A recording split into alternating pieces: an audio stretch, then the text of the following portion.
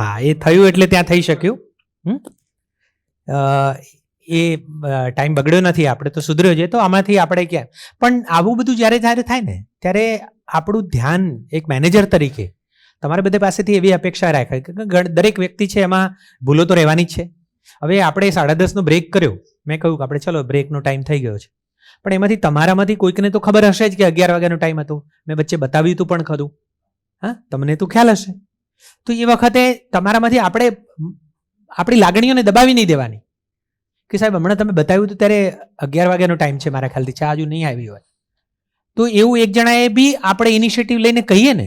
આવું ઘણી વખત તમારી જાહેર મિટિંગોમાં થતું હશે, દિનેશભાઈ મિટિંગ લે ત્યાં થતું હશે, કે મિટિંગ લે ત્યાં થતું હશે. આપણને ખબર હોય કે આ આમ છે, પણ આપણે બોલીએ નહીં, અને બોલીએ નહીં બધું પછી કેટલું જાય. તો આપણે ત્યાં આપણી લાગણી, આપણને જે ધ્યાન હોય એ આપણે કહેવું જોઈએ. તો એના કારણે શું છે કે આપણે બધાનું છે એ સમય અને બધું વધારે સારી રીતે મેનેજ થઈ શકે. તો એ તો બહુ સરસ વાતો થઈ. એકચ્યુઅલી આ ટેકનિક છે ને મને નરેન્દ્ર મોદી સાહેબ પાસેથી શીખવા મળેલી. કારણ કે કર્મયોગીમાં અમે લોકો જ્યાં ગાંધીનગરમાં જ્યારે 2003માં અમે લોકો ટ્રેનિંગ કરતા હતા, અને ત્યાં અમે જે એમના વિશે સાંભળ્યું એમાંથી અમને પ્રેરણા મળી, અને પછી એ વાતો અમારા જે ભણાવવાનું હતું એમાં પણ અમે એનો ઉપયોગ કરતા, અને એ ટેકનિકના સરસ રિઝલ્ટો પણ મળ્યા હતા. મોદી સાહેબ મોટે ભાગે જેવા એમના ત્યાં 1 નંબર જે બહુમાળી છે ત્યાં કોમ્પ્લેક્સ, એમાં એમની ઓફિસ, ત્યાં જાય એટલે જેવા નીચે જાય એટલે લિફ્ટમેન તૈયાર જ હોય, એટલે લિફ્ટમાં અંદર બેસે, પેલો લિફ્ટમેન ઉપર લઈ જાય. એટલે લગભગ હજુ થોડાક દિવસો જ થયા હશે, ત્યાં જેવા અંદર બેઠા એટલે લિફ્ટમાં બેસીને પેલા માણસના ખભા ઉપર હાથ મૂક્યો. પેલો લિફ્ટમેન હતો ને એનો કે ભાઈ તારું નામ શું? એટલે નામ તો બોલ્યો, પણ બિચારો એ બહુ એટલો બધો ગભરાઈ ગયો કે 2 દાડા સુધી નોકરી ના આવ્યો. કે આ 100% આજ સાહેબે નામ પૂછ્યું હે ને તો કોક લોચો મારો લાગે છે. અને 2 દિવસ ના આવ્યો એટલે સ્વાભાવિક રીતે બીજા દિવસે ના આવ્યો, ત્રીજા દિવસે ના આવ્યો. એટલે પૂછ્યું તો કે સાહેબ પેલો ભાઈ તો તમે નામ પૂછ્યું હતું ને એટલે ગભરાઈ ગયું. અરે ભાઈ, મારી પદ્ધતિ એવી છે, હું તો એને નામ એને જાણતી, એટલે પછી હું એટલા માટે નામ પૂછ્યું કે હવે રોજ મારે આવવાનું હોય તો હું એને નામ બોલાવીને બોલાવી શકું, એના માટે પૂછ્યું છે. પણ આગળના બધા જે ચીફ મિનિસ્ટરો આવ્યા એમણે એવી છાપ છોડી હતી કે નામ પૂછે એટલે સમજવાનું કે એ જો એના ઉપર કોઈક એક્શન લેવાના હશે તો જ એ પૂછે. તો એમણે ધીરે ધીરે એવું વાતાવરણ ઊભું કર્યું ત્યાં કે દરેક પટાવાળાને નામથી બોલાવે. એમના ઘણી વખત એમને ફોન કરીને એમના ખબર અંતર પૂછે. આવું કેટલીક વસ્તુઓ મીડિયામાં નથી આવતી, પણ આ પૂછે, ખભે હાથ દઈને. એની ચેમ્બરમાં જ્યારે કંઈક ચા આપવા ગયો હોય, બીજું કોઈ ના હોય તો એની જોડે વાત કરે, પૂછે કે ભાઈ તું પણ એક માણસ છો, હું તને હાથ ખરીદી, મેં કહ્યું ને વાક્ય, તમારા હાથ ખરીદી શકાય, પણ કામ કરવું કે ના કરવું એ હાથમાં નથી, દિલમાં છે. એકવાર દિલ જીતી લીધું, હાથ ખરીદવાની જરૂર નથી. તમે એને વધારે પગાર આપીને નોકરીએ રાખી શકો, પણ એને કામ કરવું કે ના કરવું એ તો એના દિલમાં છે. એકવાર દિલ જીતી લો ને, બીજું કાંઈ નહીં. તમે કહેશો ને કે આજે સ્ટોક વધી ગયો છે અને રજાના દિવસે પણ ચાલુ રાખવું છે, એ સહેજ બી એના મોઢા ઉપર લકીર નહીં બદલાય કે મારો મેનેજર કહે છે હું ઊભો રહીશ. કેમ? કારણ કે તમે એની સાથે નાતો જોડ્યો છે, હે ને, એલાઇનમેન્ટ ઓલું કર્યું છે. અને એ ટેકનિક અમે ત્યાં PSIમાં આ બધામાં કરાવી, અને એમનામાં ઘણા બધા લોકોનામાં રિઝલ્ટ એ આવ્યું છે. એટલે મને વિચાર આવ્યો કે આ થઈ શકે. તમે બી તમારા જે 15 જણા, 5 જણા કે 50 જણા, એની સાથે કેવી રીતે ઘરોબો કેળવી શકો, પરિચય કેળવી શકો, એના અંદર ઉતરી શકો, એના નામથી જાણી શકો. એકબીજાને જ્યારે પ્રશ્ન લઈને આવ્યો હોય ત્યારે તમે બોલ શું છે એમ કહો, એના બદલે બોલો રમેશભાઈ શું કહેવું છે તમારું, આટલું ખાલી કહેશો ને, અડધું તો એ ટાઢો થઈને આવશે. ઉકળાટ લઈને આવ્યો છે ને, થોડો ટાઢો તો ત્યાં જ પડી જશે, હે ને. તો આ નાની નાની ટ્રીક છે જે મેનેજર તરીકે તમે અપનાવશો તો તમને એમાં સારું રિઝલ્ટ મળશે. તો આપણે વાત કરી, ગોવિંદભાઈએ પણ પોસિબિલિટીની વાત કરી. ચાલો એક નાની એક્ટિવિટી કરી લઈએ. જરા કમરથી સીધા બેસી જાઓ બધા. ચાલો, હું બોલું એ પ્રમાણે બધાએ કરવાનું. કરશો ને? કરશો કે નહીં? અઘરું નહીં થાય એવું છે. હા, સહેલું. હું જ ખાલી ધ્યાન મારા ઉપર આપો અને હું જે બોલું એ પ્રમાણે તમારે કરવાનું. હા, ચાલો બધા હાથ આગળ કરો, ઉપર કરો,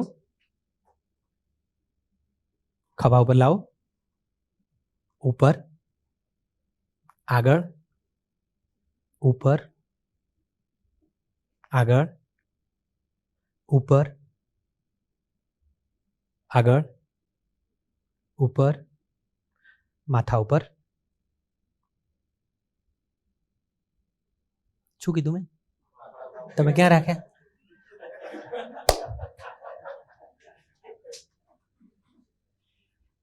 થોડા ઘણા ઓપલમાં કરાવ્યું હતું એટલે તમને યાદ હશે, પણ બધા મોટે ભાગે કહું કે માથા ઉપર રાખે, ક્યાં? ખભા ઉપર. પછી પૂછ્યું કેમ રાખ્યું, તો શું કે તમે રાખ્યો. પણ મેં એવું તો નહોતું કીધું કે હું જે કરું એ પ્રમાણે કરો, એવું કીધું હતું. અહીંયા લખ્યું હે હું જે પ્રમાણે બોલું એ પ્રમાણે તમારે કરવાનું છે. અને તમે નતા બોલતા તો મોઢામાં હાથ નાખીને બોલાવડાયું કે આ કરીશું. તમે સિક્કો માર્યો, હા દિનેશભાઈ બોલો, અમે કરીશું. અને પાછા હું કહું છું કે માથા ઉપર તમે રાખો, ખભા ઉપર.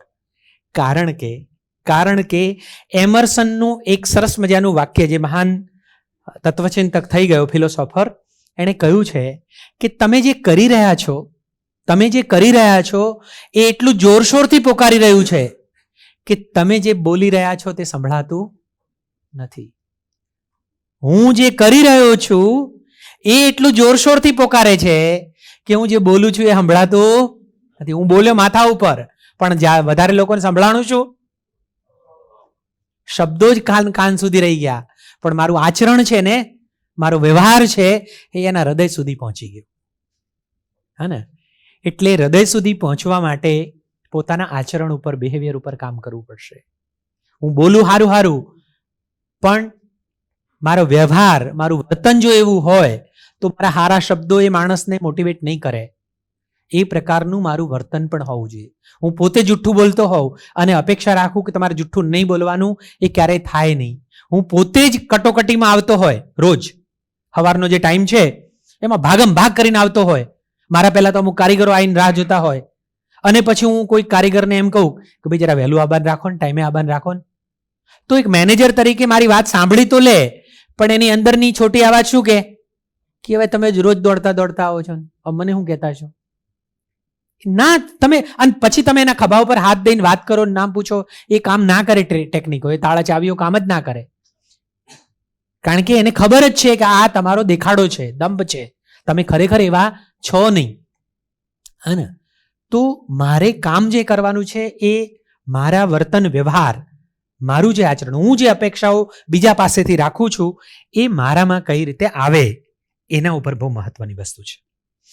તો એક ચર્ચા મહત્વની આપણે કરી લઈએ કે હીરા ઉદ્યોગમાં સફળ મેનેજર, સફળ સુપરવાઇઝર કોને કહેશો? તો મેનેજર અને સુપરવાઇઝરની ક્વોલિટીઝ કઈ?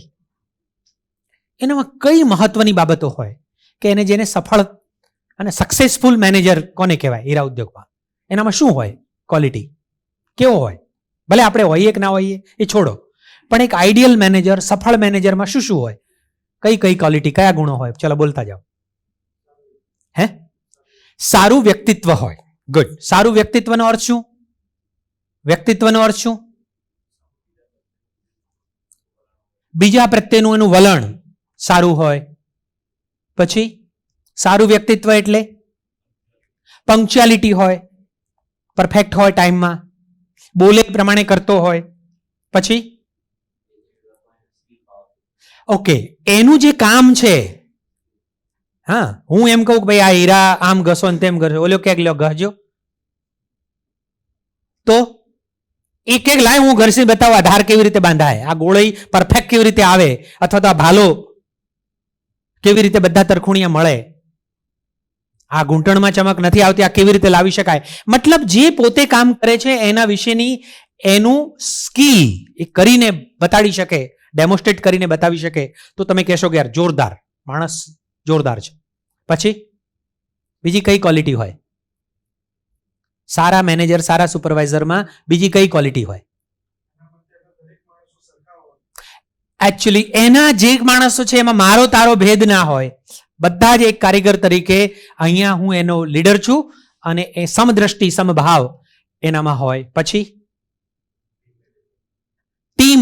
ટીમને સાથે રાખીને ચાલવો જોઈએ, બધાને સાથે લઈને આગળ વધવો જોઈએ. પછી આઈડિયલ મેનેજરમાં કઈ ક્વોલિટી હોય? હેલો, કારણ કે તમારું આઈડિયલનું સપનું જ ના હોય તો તમે ત્યાં કેવી રીતે પહોંચી શકશો?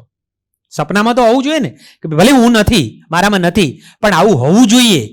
એ જો ખબર હોય તો આજ નહીં તો કાલ 2 વર્ષે 5 વર્ષે હું એવો બની શકીશ, હું મહાન ને સારો બેસ્ટ મેનેજર તરીકે મારું નામ લખાવી શકીશ. બીજું શું હોય એનામાં? હે, ગુણ હોવો જોઈએ. ઓકે, લક્ષ્ય સાથેનો હોવો જોઈએ, ગોલ. હે ને, જિંદગીમાં ક્યાં પહોંચવું છે, એટલે કામનો ગોલ હોય, જિંદગીનો ગોલ હોય, હે ને, કોઈ લક્ષ્ય સાથે એ સ્પષ્ટ હોવું જોઈએ કે ભાઈ મારું જિંદગીનું લક્ષ્ય શું છે. બહુ સરસ. પછી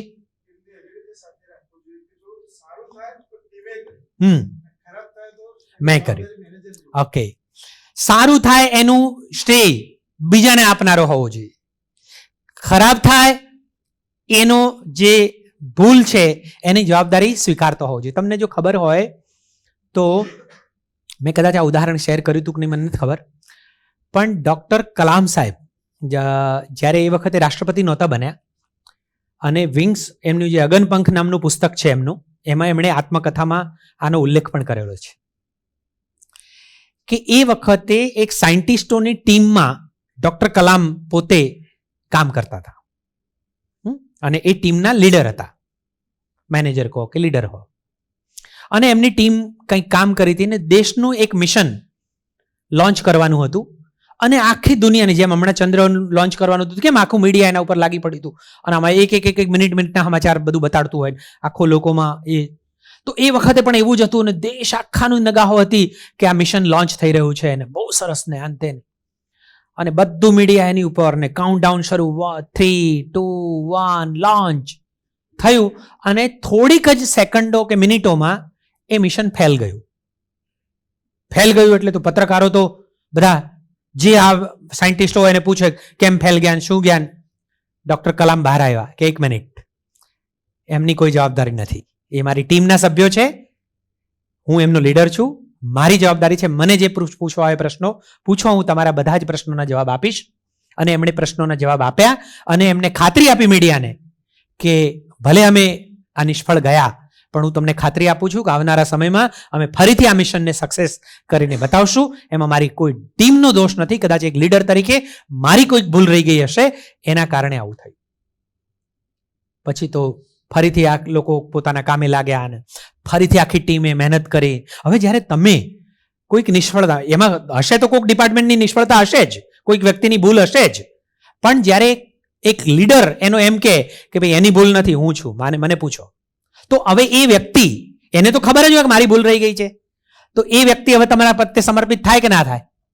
હવે ટીમ વધારે કમિટમેન્ટથી કામ કરે અને ફરીથી ટીમ આખી લાગી, ફરીથી મિશન લોન્ચ થયું અને સક્સેસફુલી એ મિશન સફળ થયું. મતલબ જ્યાં સ્થાપિત કરવાનો હતો ત્યાં થઈ ગયું. અને એ વખતે પત્રકારો ડૉક્ટર કલામ સાહેબને શોધતા હતા. કલામ સાહેબ કે મને શું કામ શોધો છો, પૂછો મારી ટીમને, કારણ કે એમણે રાત દાડાના ઉજાગરા કર્યા છે, કેટલા દિવસ ઘરે નથી ગયા અને રાત દિવસ ખંતથી કામ કર્યું છે ને ત્યારે આ થઈ ગયું, એમને પૂછો. મતલબ જે સફળ થયા તો એના માટે હું નથી, મારી ટીમ જવાબદાર છે, પણ ક્યાંય પણ નિષ્ફળ છો, આઈ એમ રિસ્પોન્સિબલ, હું જવાબદાર છું, હું ઊભો છું, તો ટીમ વર્ક ઊભું થઈ શકે. હે ને, ગુડ. એ બેસ્ટ મેનેજરની ક્વોલિટી છે. પછી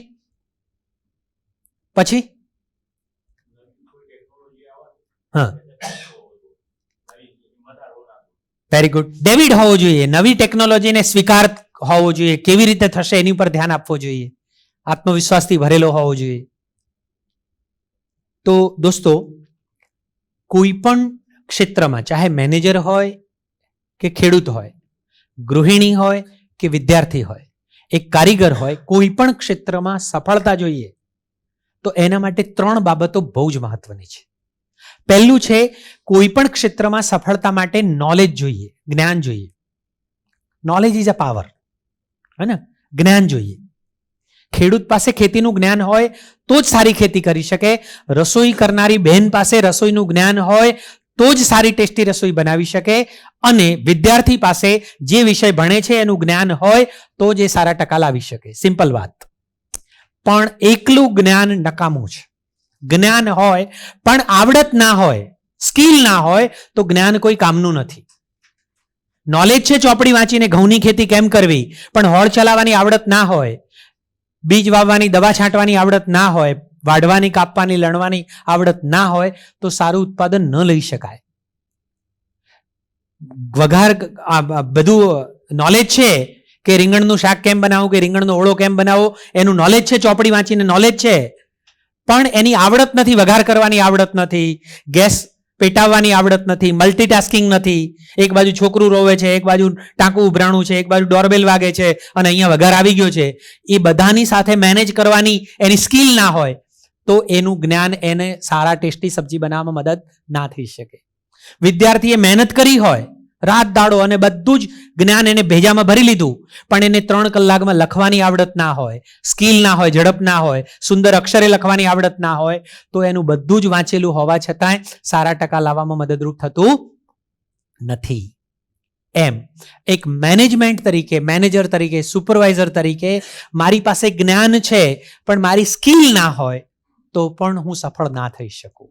અને દોસ્તો, આ બે હોવા છતાંય જો ત્રીજી વસ્તુ છે એ છે માણસનો એટીટ્યુડ, સોચ, અભિગમ. એ જો બરાબર ના હોય તો આ નોલેજ અને સ્કિલ બે હોવા છતાંય માણસ ક્યારેય સફળ નહીં થાય.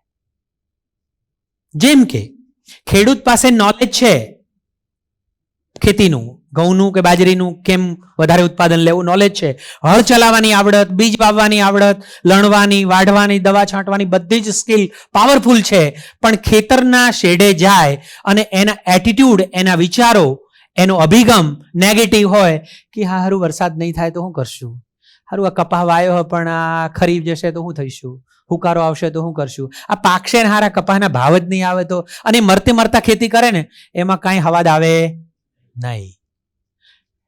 એક બેન પાસે રીંગણનો ઓળો બનાવવાનું જ્ઞાન છે, ધારે તો આમ આંગળા ચાટતા રહી જાય એવો ટેસ્ટી રીંગણનો ઓળો એ બનાવી શકે એમ છે, પણ જ્યારે એ રીંગણનો ઓળો બનાવવા જાય એ વખતે એના મનમાં વિચારો આવે કે આ બધું મારે એકલીને જ કરવાનું, આ જેઠાણીને કોઈ નહીં કરવાનું, દેરોણીને કોઈ નહીં કરવાનું, બધું મારે જ બધું કર્યા કરવાનું. અને એ શાક બનાવવા જાય ને એમાં કાંઈ ભલીવાર શક્કરવાર ટેસ્ટ આવે નહીં. કારણ કે એટીટ્યુડ, દાનત એ નેગેટિવ હોય તો આ નોલેજ અને સ્કિલ કામના રહેતા નથી. આ બે વસ્તુ બહારથી આપી શકાય, ટ્રેનિંગ આપીને આપી શકાય. આ વસ્તુ બહારથી આપી શકાતી નથી, એ અંદરથી ઊભી થાય છે. તો દોસ્તો, એક મેનેજર તરીકે હીરા ઉદ્યોગમાં તમે જે કામ કરી રહ્યા છો એમાં નોલેજની જરૂર છે કે નથી? તો એક મેનેજર પાસે હીરા ઉદ્યોગનું કયું જ્ઞાન હોવું જોઈએ? ચલો મને કહો. એક મેનેજર, સફળ મેનેજર પાસે ખાલી નોલેજની વાત કરીએ, કયા કયા નોલેજ હોવા જોઈએ? નોલેજ કયા કયા હોવા જોઈએ? કામનો અનુભવ એ શેમાં જશે? એ સ્કિલમાં જશે. જેટલા તમે વધારે અનુભવી હોય એટલી તમારી આવડત વધારે થાય, પણ નોલેજ કયું કયું જોઈએ? તમે દાખલા તરીકે 8 પેલના મેનેજર છો, તમે બોટમના મેનેજર છો, તમે મથાળાના મેનેજર છો, તો મથાળાના મેનેજર પાસે કયું કયું જ્ઞાન જોઈએ? એચઆરના મેનેજર, સુપરવાઇઝર પાસે કયું કયું જ્ઞાન જોઈએ? હા, ઓકે.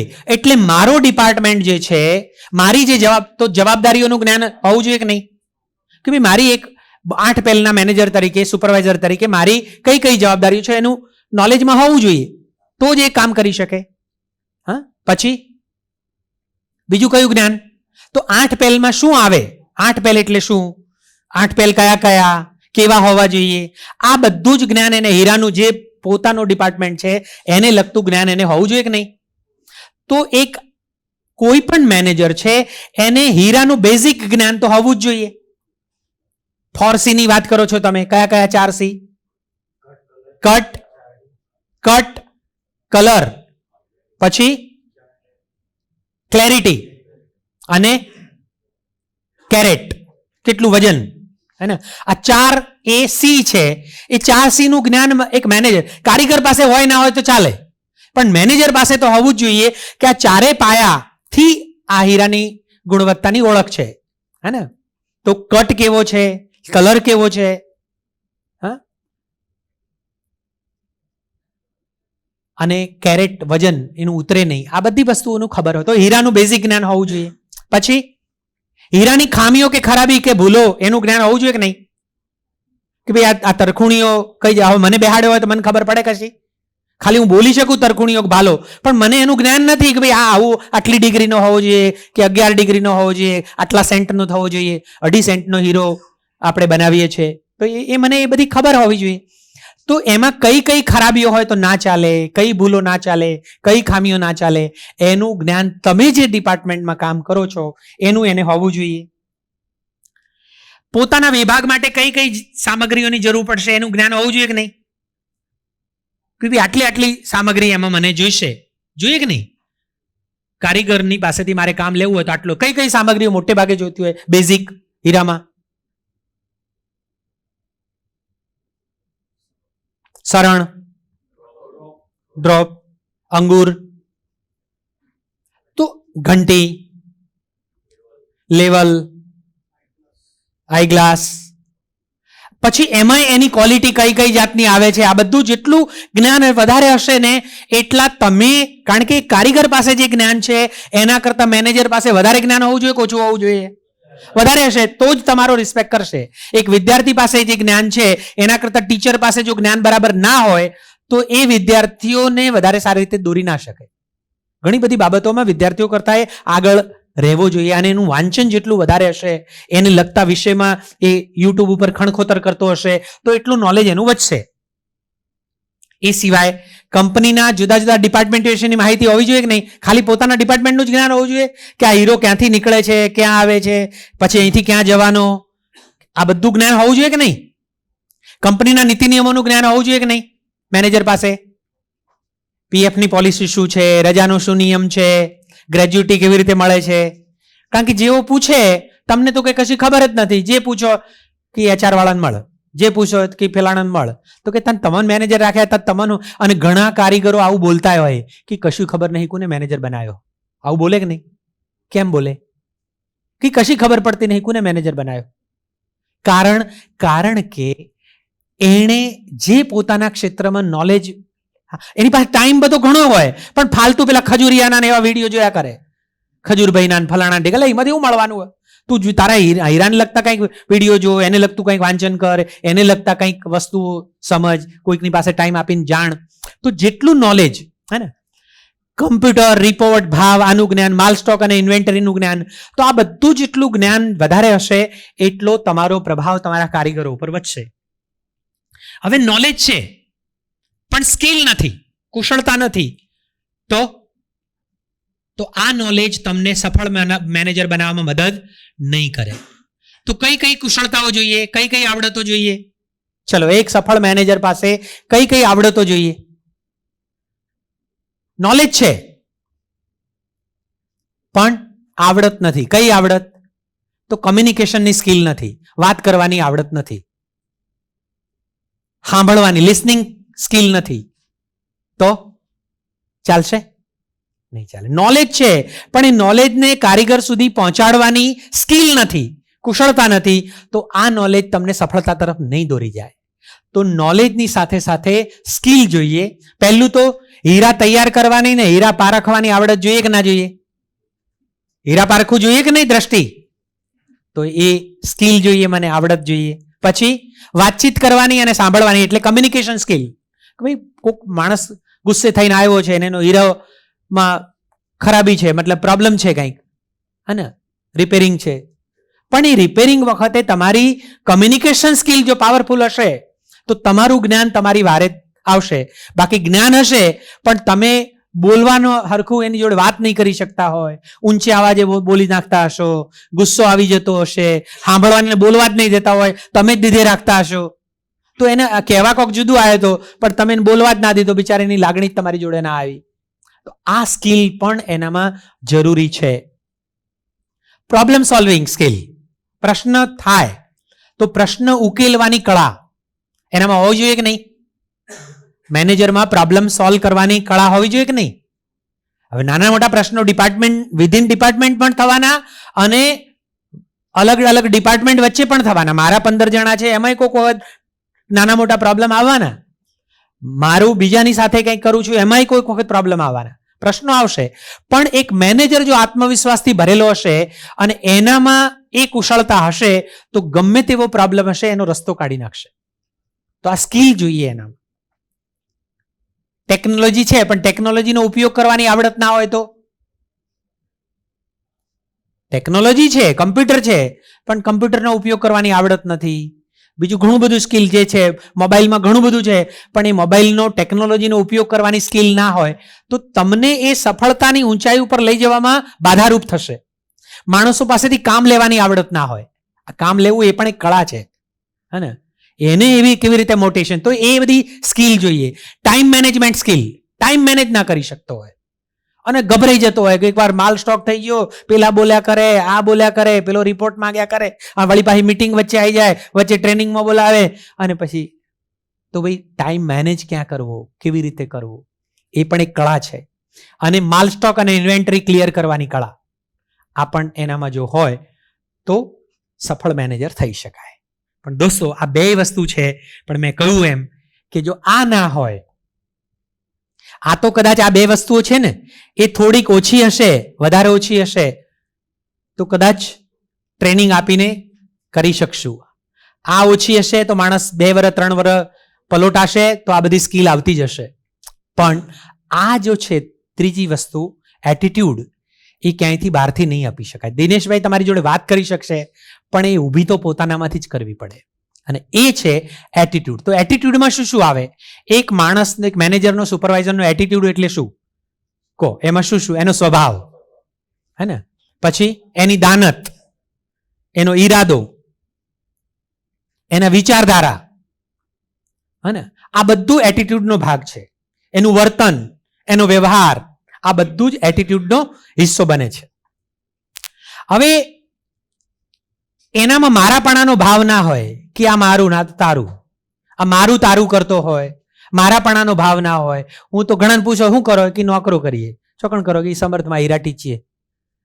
એટલે તને તારું જે કામ છે જેમાંથી ઘર ચાલે અને તને એવો ભાવ જ નથી થતો કે હું એક એવી કંપની, આ મારી કંપની છે જેમાંથી મારું ઘર ચાલે છે, તો પછી એની સાથે તમને ગમે તેટલું નોલેજ હોય ને હારામાં હારી સ્કિલ હોય ને તો એ તમને આનંદ નહીં લઈ શકો. તમે પોઝિટિવ વિચારો, પોઝિટિવ અભિગમ, હે ને?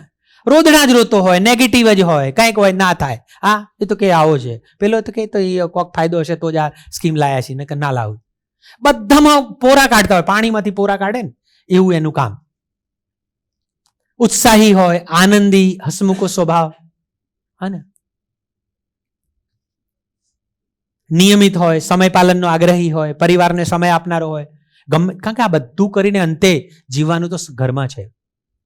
આ બધું કરે સમાજ સમર્થ માટે ઓલી ઓતપ્રોત થઈ જતો હોય, પણ ઘરવાળો રોજ ફરિયાદ કરતા હોય કે તમે ઘરે જ રહેતા નહીં, ઘરે આવો તો બહાર નાહી જાઓ ગલ્લા ઉપર, ને પરિવાર જોડે બેહતા નહીં, છોકરાને રમાડતા નહીં, ઘરમાં કોઈ કામના નહીં, આખો દાડો સમર્થમાં પડ્યા રહો, ઓના કરતા સારું.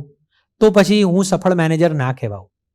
કારણ કે મેનેજર એ એકલો અહીંયા નથી, એ આખા, કારણ કે એનો રોલ બધી જગ્યાએ છે. ક્યાં કે મેનેજર પાછો પતિ પણ છે, તો ત્યાં પણ મારી સફળતા તો મને સંતોષ આપશે. અને કારણ કે કોઈક વસ્તુ અહીંયા તમે જો સફળ નહીં હોય પરિવારમાં, સારા પતિ તરીકે, સારા દીકરા તરીકે, સારા ભાઈ તરીકે, તો એની અસર તમે અહીંયા ગમે તેટલા મેનેજરમાં હશો, સારા નોલેજ, સ્કિલ ને એટીટ્યુડ ધરાવતા હશો, પણ એનું ટેન્શન તમને અહીંયા કામ નહીં કરવા દે હરખું.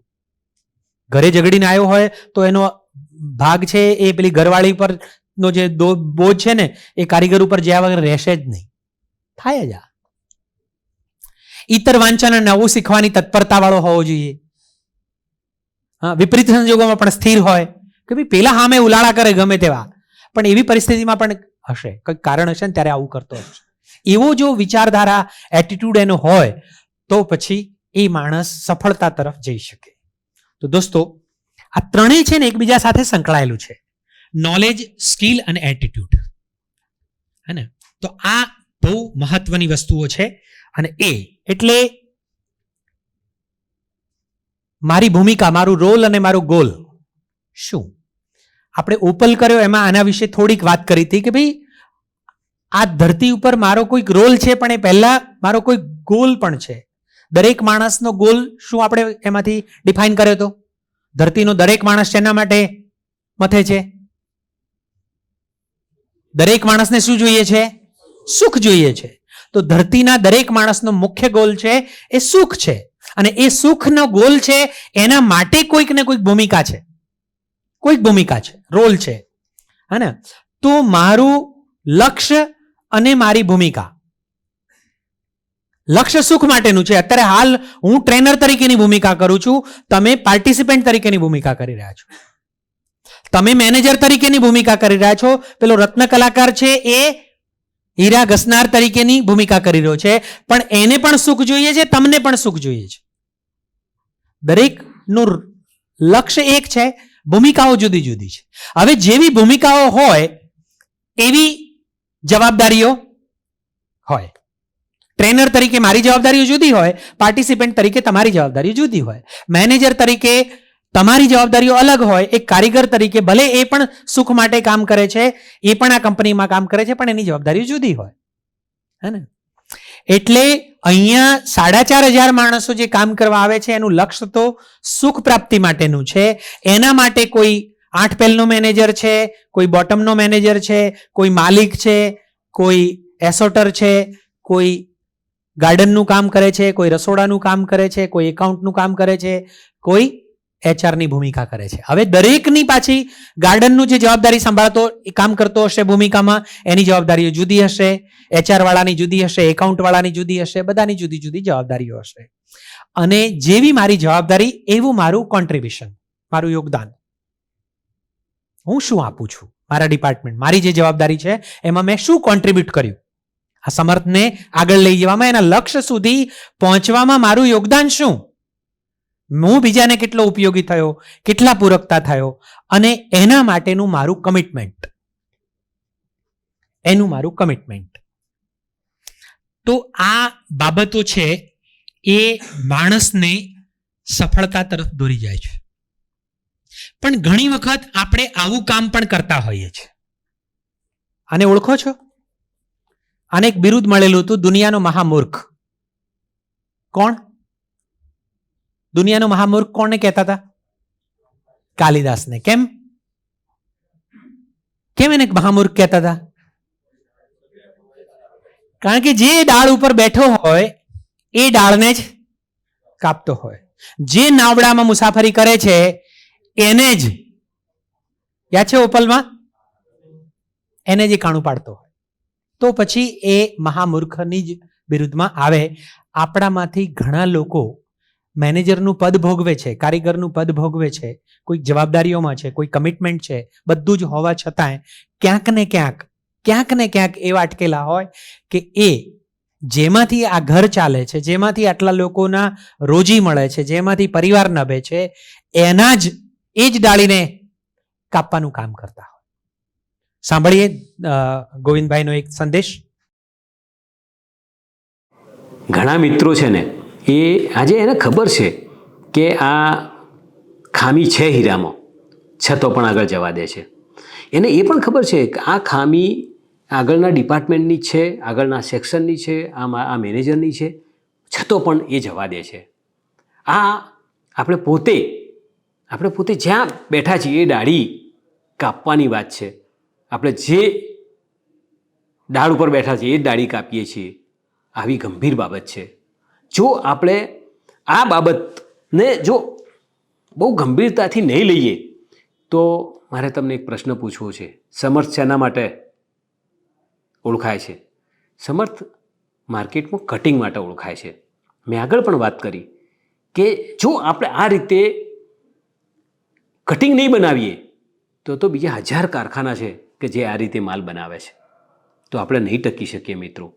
એટલે આપણે આ જે ખુરશીમાં બેઠા છીએ એ ખુરશી પર આપણને ખબર હોવી જોઈએ કે આ ચાલશે અને આ નહીં ચાલે અને નથી ચલાવવાનું. અને જો આ રીતે આપણે મક્કમતા રાખીશું તો જ આપણે બિઝનેસમાં ચાલી શકશું. અને પેલાને શું લાગશે જો આપણે એકબીજાને લાગવામાં પડી જશું તો આપણે આખી નાવ આપણી ડૂબશે. એટલે આ બહુ જ મહત્ત્વનો પોઈન્ટ છે મિત્રો, બહુ ધ્યાન રાખવાની જરૂર છે. જરા પણ આપણે ખુરશીમાં બેઠા પછી બીજાને શું લાગે એના કરતો ખરેખર, અને એને એ શું લાગે એમ કરીને પાછું આપણે છેલ્લે શું કરીએ છીએ, કે એ આપણે કારીગરને ખોટું લાગશે એમ કરીને એનો ગમે તેવો હીરો લઈ લઈએ છીએ. અને એ હીરો લેતા પછી શું થશે કે એક દિવસે તમે જ્યારે સ્ટ્રીક થશો ત્યારે કારીગર કહેશે કે આટલા દિવસ ચાલતું હતું ને હવે નથી ચાલતું. આ પ્રશ્ન પાછો આવશે. તમે જ પોતે કહેતા છો કે આટલા દિવસ તો એસોર્ટમાં નહોતું રિપેર આવતું ને હવે પાછું રિપેર આવવા માંડ્યું. અરે પણ જ્યારે કટિંગ જ્યાં બનવાનું છે, ઘંટી ઉપર જે સુપરવાઇઝર લેવાનું છે, જો ત્યાં નહીં બને તો એસોર્ટિંગ થઈને તો કેટલી ખામી સુધરશે.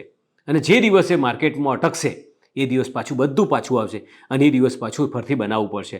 તો મિત્રો, એટલે શું લાગશે એના કરતાં મારે શું કરવાનું છે એની જો સમજણ આપણે મેળવી દઈશું તો મને લાગે છે કે સમર્થનું ભવિષ્ય ખૂબ જ ઉજ્જવળ છે અને આમાં કોઈ કોમ્પ્રોમાઇઝ આપણે નહીં કરીએ. Thank you. ધ્યાન જાય છે ને તો કે ભાઈ મારી જે રિસ્પોન્સિબિલિટી છે, હા, કે મેનેજર સુપરવાઇઝર તરીકે મારી જે જવાબદારી છે એને હું વધારે સારી રીતે કેવી રીતે નિભાવું. એક તો મારું લક્ષ્ય છે, હું સુખોના પ્રાપ્તિ માટે આવું છું. મારી ભૂમિકામાં સુપરવાઇઝર મેનેજર તરીકે 8 પહેલનો, બોટમનો, મથાળાનો કે જેનો હેલો તો કંપનીની જરૂરિયાત મુજબ ગુણવત્તાવાળું કામ આપવું એ મેનેજર સુપરવાઇઝરની પહેલી જવાબદારી ખરી કે નહીં? હવે કંપનીની જરૂરિયાત મુજબ એવો શબ્દ વાપર્યો છે. ક્યારેક આપણે કેવો માલ બનાવવાનો, જેની ડિમાન્ડ હોય એ. ક્યારેક પતલાની ડિમાન્ડ હોય તો એવો માલ બનાવવાનો હોય. જેવી જરૂરિયાત પડે, હે ને, આપણે એમ કહીએ કે ના ના અમે તો આના માટે જ ખાલી એકલા છે, એવું ના ચાલે. જેવી જરૂર, કારણ કે કસ્ટમર આપણને જે પેમેન્ટ આવે છે કોણ આપે છે? કંપની નથી આપતી, એ કસ્ટમર. માલ વેચાય છે ને એમાંથી પૈસા આવે છે, એમાંથી આપણા બધાના પગાર નીકળે છે.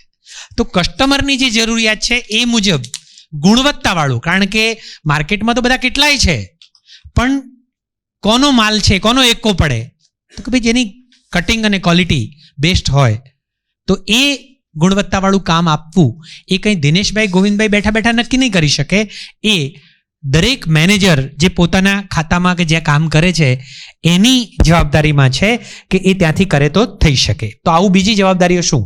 જરા એક મેં તમને કહી, બીજી કહો જોઈએ. એક મેનેજર તરીકે બીજી શું જવાબદારી કહો? એક મેનેજર તરીકે બીજી શું જવાબદારી સુપરવાઇઝર તરીકે? હલો, મેં કોઈ અઘરો પ્રશ્ન પૂછ્યો?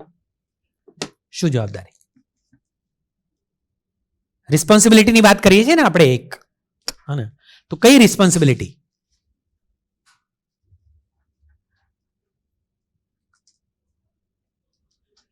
મેનેજર તરીકે શું શું જવાબદારીઓ હોય આપણી? યસ, નહીં? કઈ કઈ જવાબદારીઓ આવે? હે? ઓકે, મારું જે કામ છે, ટાસ્ક, હા, મને જે કામ સોંપવામાં આવ્યું છે એનું ફૂલફિલમેન્ટ, એને સમયસર યોગ્ય રીતે પૂરું કરવું. ઓકે, પછી બીજું શું આવે? Very good. હું જેનો મેનેજર છું, મારા હાથ નીચે જે માણસો કામ કરે છે એ 5 હોય, 15 હોય, 25 હોય કે 50 હોય, એ માણસો આનંદપૂર્વક, ખુશપૂર્વક કામ કરી શકે એની જવાબદારી કોની? તો કે ભાઈ મેનેજર તરીકે મારી છે. પછી હા, વેરી ગુડ. તો કે ભાઈ એને કામ કરવા માટે જે સાધનોની જરૂર છે એ સાધનો કમ્પ્લીટ રીતે હોય, એ ઠીકઠાક હોય, સમયસર ઉપલબ્ધ હોય, બગડ્યા હોય તો રિપેરિંગ થઈ જાય. આ બધી જવાબદારી કોની? તો કે મેનેજર સુપરવાઇઝર તરીકે મારી. પછી ઓકે, એ જે માલ છે એની પાસેથી જે લીધો એમાં કોઈ પણ ખરાબી ના હોય, પરફેક્શન પૂરું હોય, એની જવાબદારી પણ મારી છે. એટલે જોઈને લેવાની વાત છે, એટલે ગુણવત્તાની વાત આવી એમાં આવી. પછી હે, વેરી ગુડ. એને પૂરેપૂરું કામ આપવું. હવે એ પોતાનો દિવસ ફાળવીને અહીં આવે છે અને જો એને કામ ન મળે, બેસી રહેવું પડે, ખાલી દિવસ કાઢવો પડે, તો એ જવાબદારી મારી છે. એના ઘરે ચૂલો છે ને, એટલે એને પૂરેપૂરું કામ આપવું અને એની પાસેથી પૂરેપૂરું કામ લેવું. કામ આપવું અને કામ લેવું, હે ને. એટલે ઘણી વખત હું કામ આપું છું પણ એ બરાબર કામ નથી કરતો. થોડી વાર આંટા મારે છે, બાથરૂમ જાય તો અડધા કલાકે આવે છે, વારે વારે છે એ ચા પીવા જાય, જમવા માટે સૌથી પહેલો જાય, સૌથી છેલ્લો આવે. તો એ પૂરતું કામ જો નથી આપતો તો એની પાસેથી પૂરતું કામ લેવાની જવાબદારી મારી છે, અને જો એને બરાબર કામ ન મળે, એના હાથ ખાલી બેઠા રહે, તો એને કામ આપવું એ પણ મારી જવાબદારી છે. બહુ સરસ. પછી ઓકે, સારા વર્તનની જવાબદારી મારી છે. એ તો ગુસ્સામાં હોય, એ તો ગમે તેવું વર્તન વ્યવહાર કરે, પણ હું તો સમજદાર છું ને, મારે એની સાથે શાંતિથી સારી રીતે વાતચીત કરીને કેમ ઠંડો પાડવો એ મારી જવાબદારી છે. ગેરસમજ હોય તો દૂર કરવાની જવાબદારી મારી છે. એના માટે હું કોઈકની મદદ લઈ શકું, હું ના પહોંચી શકતો હોય તો કોઈ બીજાની મદદ લઈ શકું, પણ એ રિસ્પોન્સિબિલિટી તો મારી જ આવે. પછી એક્ઝેક્ટલી, આ પણ બહુ મહત્વની વસ્તુ છે કે ભાઈ મારા ત્યાં હીરા આગળના સેક્શનમાંથી આવ્યા, હવે એમ જ આગળવાળાની જ પ્રોબ્લેમ છે, પણ મેં એને ચેક ના કર્યા અને એમને આપી દીધા, અને પેલો બલાયન પછી રિપેરિંગ લઈને આવે તો એનો તો ટાઈમ બગડ્યો ને, મારો ટાઈમ બગડ્યો. તો પણ મારે એને આગળ પાસ જ શું કામ કરવાના? એ જે તે ડિપાર્ટમેન્ટમાંથી આવ્યું ત્યાં જ ખરા, ભાઈ ત્યાં તમારે જો આટલા આવું આવે છે, જરા ધ્યાન આપો, તો હું જ લઈશ તો જ લઈશ, નહીંતર હું આગળ પાસ નહીં કરું. કારણ કે એમાં બધાનો સમય બગડે છે, હે ને? તો એવું ધ્યાન છે એ દોરવાની જવાબદારી મારી છે. અને એવું જો હું અપેક્ષા રાખતો હોઉં કે બીજો ડિપાર્ટમેન્ટ કોઈ પણ ભૂલ વગરના કે રિપેરિંગ વગરના હીરા મારી પાસે આપે, તો મારી જવાબદારી એ પણ છે કે હું જ્યારે બીજા ડિપાર્ટમેન્ટમાં જવા દઉં છું ત્યારે હું પણ લગારે ચલાવી લે એવું ના જવા દઉં, એ પણ મારી જવાબદારી છે, હે ને? પછી તો બેઝિક જે ઓલી છે, ગુણવત્તાવાળું કામ આપવું, પોતાની ટીમ ખુશ થઈને કામ કરે એવું વાતાવરણ તૈયાર કરવું, પોતાનો સ્ટોક મેળવવો અને એને મેન્ટેન રાખવો, સ્ટોક ટાઈમે મેળવી લેવો, એને મેન્ટેન રાખવો, માહિતીનું આદાન પ્રદાન કરવું, હે ને? એટલે હું એક કડી રૂપ છું, જોડતી કડી છે, હે ને? ઉપરથી મેનેજમેન્ટમાંથી કંઈક નવું આવ્યું તો એક છેવાડાના કારીગર સુધી પહોંચાડવા માટે કોમ્યુનિકેશન કોણે કરવાનું છે? કંઈ બધાને ઘરે ઘરે જઈને તો કાગળ આપીને આપણે કહેવાના નથી. એક મેનેજરો સુધી પહોંચશે અને મેનેજર તરીકે મારે એને પહોંચાડવો છે. ઓકે, એમને કંઈક પેટમાં દુખે છે, એમના કોઈક પ્રશ્નો છે, તો એ મેનેજમેન્ટ સુધી કોણ પહોંચાડશે? તો કે ભાઈ એમની પાસેથી જે કંઈ આવે, તો એવી કોઈ બાબતો છે જ્યાં અટકેલું હોય, એમને તકલીફો હોય, તો એવી બાબતો ત્યાં મેનેજમેન્ટ સુધી પહોંચાડવી, જવાબદાર વ્યક્તિઓ સુધી પહોંચાડવી. તો એ માહિતીનું આદાન પ્રદાન, ઉપરથી માહિતી આવે ને નીચે પહોંચાડવી, નીચેની માહિતી ત્યાં પહોંચાડવી. કંપનીનું કોઈ નુકસાન થતું હોવાનું ધ્યાનમાં આવે તો એને રોકવું, જવાબદાર વ્યક્તિનું ધ્યાન દોરવું, અને સૌથી મોટો રત્ન કલાકારોનો વિશ્વાસ જીતવો અને એમના નાના મોટા પ્રશ્નોમાં ઉકેલવામાં મદદરૂપ થવું. આ સિવાયની ઘણી બધી હોઈ શકે, પણ આટલી પણ બેઝિક તમે ખાલી કરો તો તમે હાલ જે મેનેજર કે સુપરવાઇઝર તરીકે જેટલા સંતુષ્ટિ સાથે કામ કરો એના કરતા અપ જાઓ કે ના જાઓ? હા કે ના? નવો રત્ન કલાકાર કામ પર બેસે એ પહેલા એનો રેફરન્સ બરાબર ચેક કરવાની જવાબદારી કોની? કારણ કે આ એવું કામ છે કે જેમાં ગમે તે કોઈ કાલિયો માલિયો આવી ગયો ને બેઠો ને, આ ના ચાલે. એટલે રેફરન્સથી જ આપણે માણસને લઈએ છીએ ને, હે? તો રેફરન્સને ચેક કરવો એ એક મેનેજર સુપરવાઇઝરની જવાબદારી. સ્ટોક સિવાયનો એક પણ હીરો પોતાના કબજામાં ના રહે, હું હાચવીને રાખું ના. સ્ટોક ઉપર ચડાયેલા હોય એ બરાબર છે, પણ સ્ટોક સિવાયનો વધારાનો હીરો મળે તો જમા કરાવી દેવાનો હોય, રાખવાનો જ ના હોય. પોતાની રજા કે ગેરહાજરીમાં જવાબ, આ બહુ મહત્વની વસ્તુ છે. આપણે જો આગળ વિકસવું હોય, મારે આગળ વિકસવું હોય, તો મારી જે જવાબદારી છે એ કોઈક લઈ શકે એવા કોઈક માણસને તૈયાર કરવો પડે, તો હું આગળ વિકસી શકું. આ બહુ મહત્વનું છે. અને આના ઉપર હું બપોર પછી કદાચ એક આપણે રમત રમશું તો એમાં જોઈશું, પણ આ બહુ મહત્વનું છે. કારણ કે દરેક વ્યક્તિ, તમે આજે મેનેજર સુપરવાઇઝર છો, આના જગ્યા ઉપર આવનારા 25 વર્ષ 20 વર્ષ કાઢી નાખશો તો કે ભાઈ ના, મારે આગળ તો વધવું છે, હું આનાથી ઉપરની જગ્યા લઈ શકું, હું પણ બીજી મોટી જવાબદારી સંભાળી શકું. મોટી જવાબદારીમાં મારે જવું હોય તો મારી જે જવાબદારી છે એના માટે કોઈકને તૈયાર તો કરવા પડે કે નહીં? હવે તૈયાર કરું તો હું આગળ જઈ શકું, હે ને? મારે કોઈક દાડો રજા લેવાની થઈ, કોઈક ટ્રેનિંગમાં કંપની મને મોકલે છે, નવું શીખવા માટે અઠવાડિયા માટે મોકલે છે, કંપની ખર્ચો કરવાની છે, પણ હું અઠવાડિયું જોઉં અને મારો ડિપાર્ટમેન્ટ એ 25 જણાનું 15 જણાનું બધું કોઈ સંભાળી શકે એવો જ નથી, તો હું વિચારું કે ના ના તમે તો ત્યાં જ રહો, તમને ચોય મોકલવા નહીં, કોઈ શીખવું નહીં, આપણે જે કરો એ જ કરો. કેમ? કારણ કે મને ચિંતા છે કે યાર એને મોકલશું તો એ 15 જણાનું પછી થશે શું, કેવી રીતે ચાલશે? એટલે હું તમને શીખવા જ ના દઉં, નવું આગળ મોકલું જ નહીં, કશું ના કરું. પણ તમે એવું તૈયાર કરી રાખ્યું હોય કે ભાઈ તમે 2 દાડા રજા ઉપર રહો ને, 1 દાડો રજા ઉપર રહો, અડધો દાડો ના હોય ને, તો એ તમારું કામ ના અટકે એવો તમારો એક રત્ન કલાકાર તૈયાર તમે કરેલો જ હોય કે જવાબદારી લઈ શકે, કેવી રીતે સ્ટોક આપવો, લેવો, ચેક કરવું, જે બેઝિક અટકી ના પડે એવું બધું જ કામ કરી શકે એવું તમે તૈયાર કર્યો હોય, તો તમને હું નવું શીખવા મોકલીશ. અને 1-2 વર્ષમાં મને વિચાર આવશે કે આ માણસ નવું શીખે છે, આગળ વધે છે, એની જવાબદારી લે એવો માણસ છે, ચલો એને મેનેજર બનાવો, તમને આગળ વધારાની જવાબદારી આપીએ, તમારો પગારે વધારીએ. આવું થઈ શકે, પણ એ ક્યારે થાય?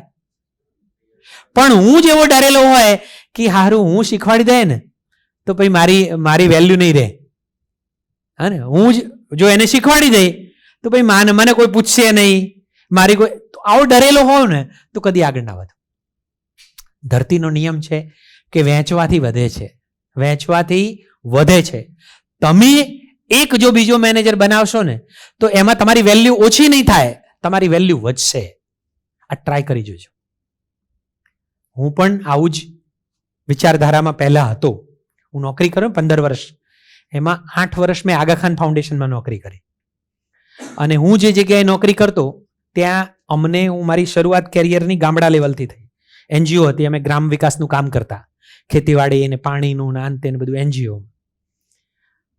અને મારા ઉપર પ્રોજેક્ટ ઓફિસર ને એના ઉપર પ્રોજેક્ટ મેનેજર ને એના ઉપર એ રીતની આખી ટીમ હતી. હું એકદમ ગ્રાસરૂટ લેવલ, એટલે મને 5 ગામ આપેલા હતા. એવી રીતે બીજો માણસ હોય એને 5 ગામ આપ્યા હોય, ત્રીજો માણસ એને 5 ગામ. મારે 5 ગામોમાં ખેડૂતો સાથે કામ કરવાનું, વિશ્વાસ જીતવાનો. અને આવા અમે 7 જણા કોર્ડિનેટરો હતા, કમ્યુનિટી ઓર્ગેનાઇઝર. અને હું નોકરી લાગ્યો એના પછી શરૂઆતમાં મારી ભગવાન એક પતા નહીં, ખબર નહીં, બાળપણથી જ વાંચવાની ટેવના કારણે, પપ્પાના ઘડતરના કારણે એવી કેટલીક આદતો હતી કે હું 2-3 મહિનામાં તો આખો ગામ, એ 5 ગામમાં આવડું છોકરું એ મને ઓળખે કે એ દિનેશભાઈ આયા. હું રાજદૂત લઈને જઉં ગામમાં એટલે છોકરાઓ રાજી થઈ ગયા, એ સાહેબ આયા, દિનેશભાઈ આયા, ઘેર જઈને કઈ આવે, ગામમાં બધાને ઓળખે. એટલે કોઈ પણ બહારથી ફોરેનનો વિઝિટર આવે ને તો મારા 5 ગામડાઓમાં લઈને આવે બધાને. અને એના કારણે શું થવા માંડ્યું કે ધીમે ધીમે અમારા પેલા બીજા કોમ્યુનિટી ઓર્ગેનાઇઝર હતા ને એમને એમ થવા માંડ્યું કે યાર આ તું શું એવું કરે છે કે આ હારું તારા ત્યાં જે વિઝિટર આવે તારા ત્યાં લઈ જાય, અમારે ત્યાં કોઈ જોવાય નહીં આવતું, કોઈ પૂછતું નથી. પણ હું કોઈને મારી ટ્રીક બતાવું નહીં, કારણ કે મને એમ કે હારું જો હું જે કરું છું એ જો આ બધા શીખી જશે તો ભાઈ આપણું તો મોન પણ રહેશે નહીં, તો કદી શીખવાડું જ નહીં.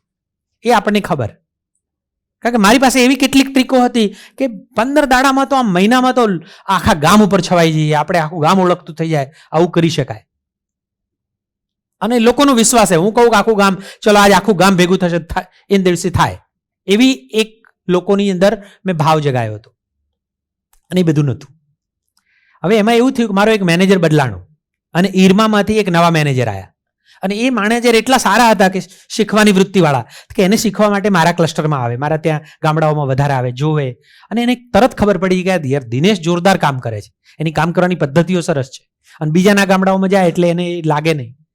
એટલે એક દિવસ અમે રાત્રે મોડા બેઠા હતા, મને કે તારું કામ જોરદાર છે પણ યાદ રાખ તું જિંદગીમાં કદી આગળ નહીં વધીએ. મને કે કેમ? મને કે તારે આ કમ્યુનિટી ઓર્ગેનાઇઝર જિંદગીભર રહેવાનું છે કે મેનેજર બનવું છે? મેં કીધું બનવાનું જ ને, કોઈ આખી જિંદગી થોડા અમનમાં કાઢશું. પણ કે તું નહીં બની શકે. મેં કીધું કેમ? મને કે તારી એક જે આદત છે ને, તું કોઈને શીખવાડતો નથી. તારી પાસે ટ્રીકો, આઈડિયા બહુ મસ્ત છે પણ તું કોઈને શીખવાડતો નથી, એટલે તું આગળ નહીં વધે. મેં કીધું સાહેબ શીખવાડી દઉં. જો આમ સંબંધ એવો સારો બની ગયેલો ને એટલે મેં પેટ છૂટી વાત કરી. મેં કીધું સાહેબ મને એવો ડર છે કે હું શીખવાડી દઉં તો પછી હું જે કરું એ બધાય કરવા માંડશે, તો પછી મારું માનપાન નહીં રહે, મારું વેલ્યુ નહીં વધે.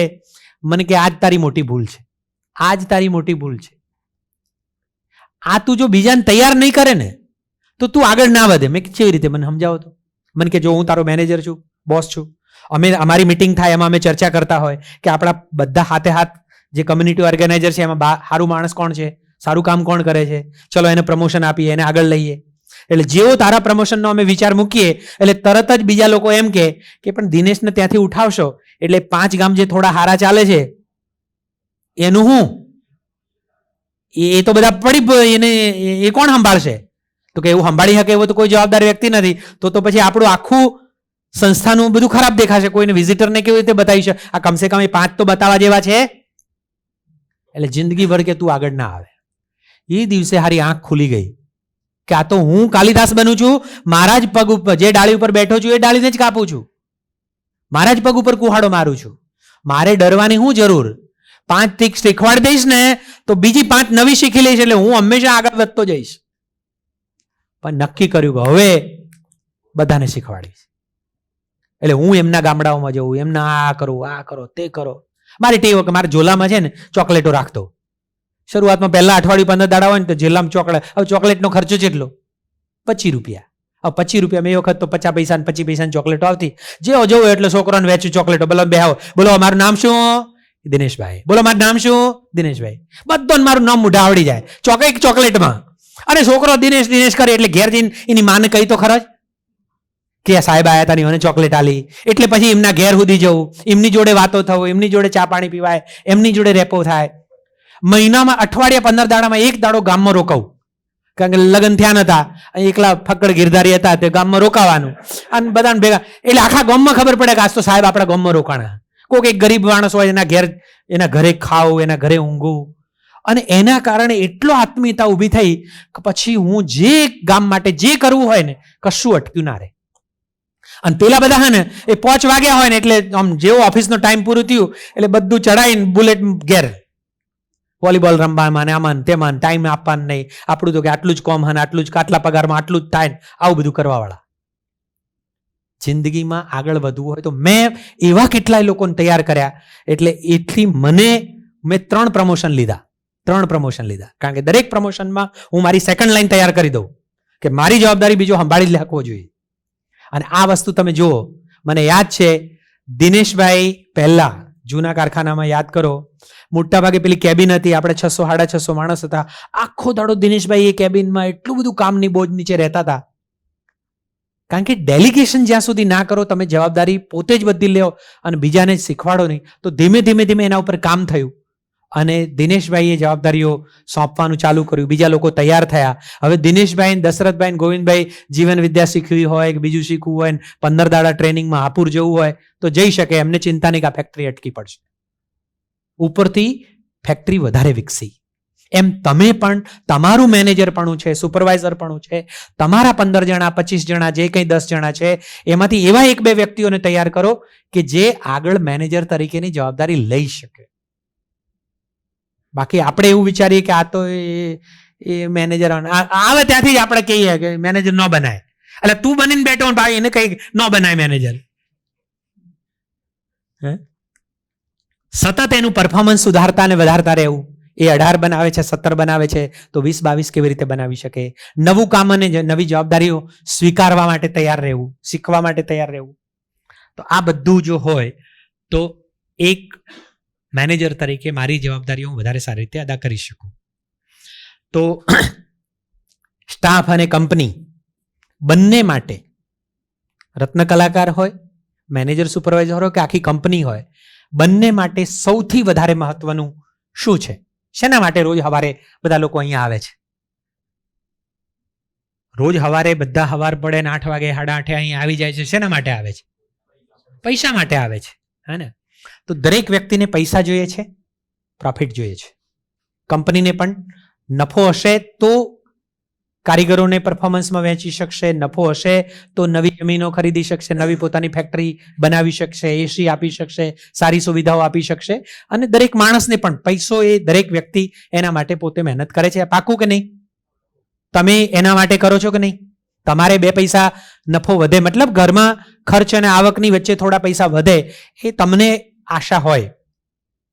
ઓકે, હવે પતલા અને ઊંચા કટમાં કઈ 2 બાબતો એવી છે જે આપણો કોસ્ટ વધારે અને પ્રોફિટ ઘટાડે?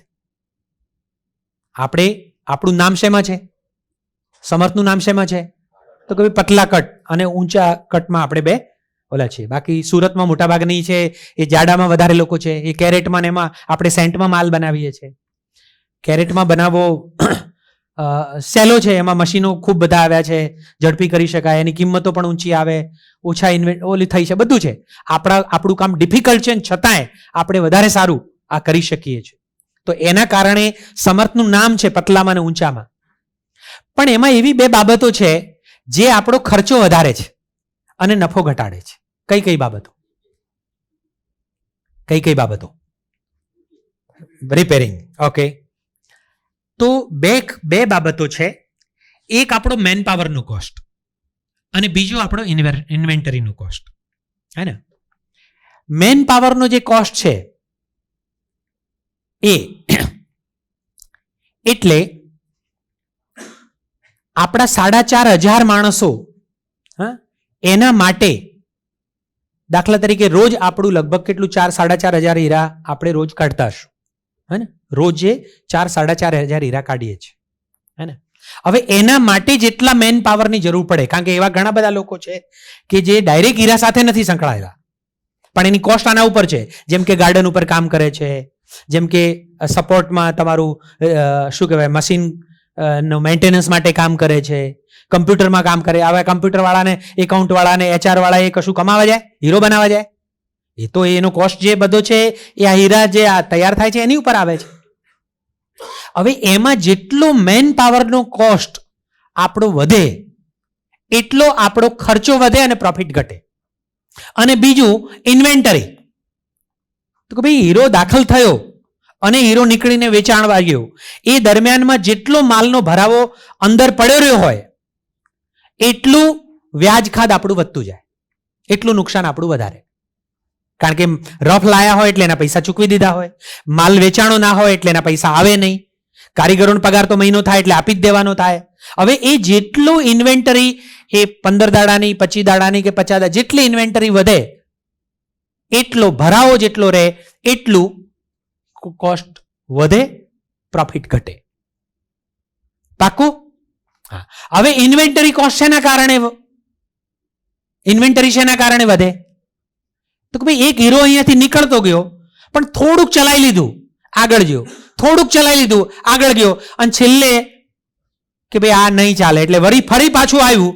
હવે એને નવું કંઈક એ સ્ટોકમાંથી બહાર નીકળી નથી શકતો અને એ ઇન્વેન્ટરી વધારે છે રિપેરિંગના કારણે, અને એના ઉપર ખર્ચ પણ વધે અને પાછું વજન મરે જુદું.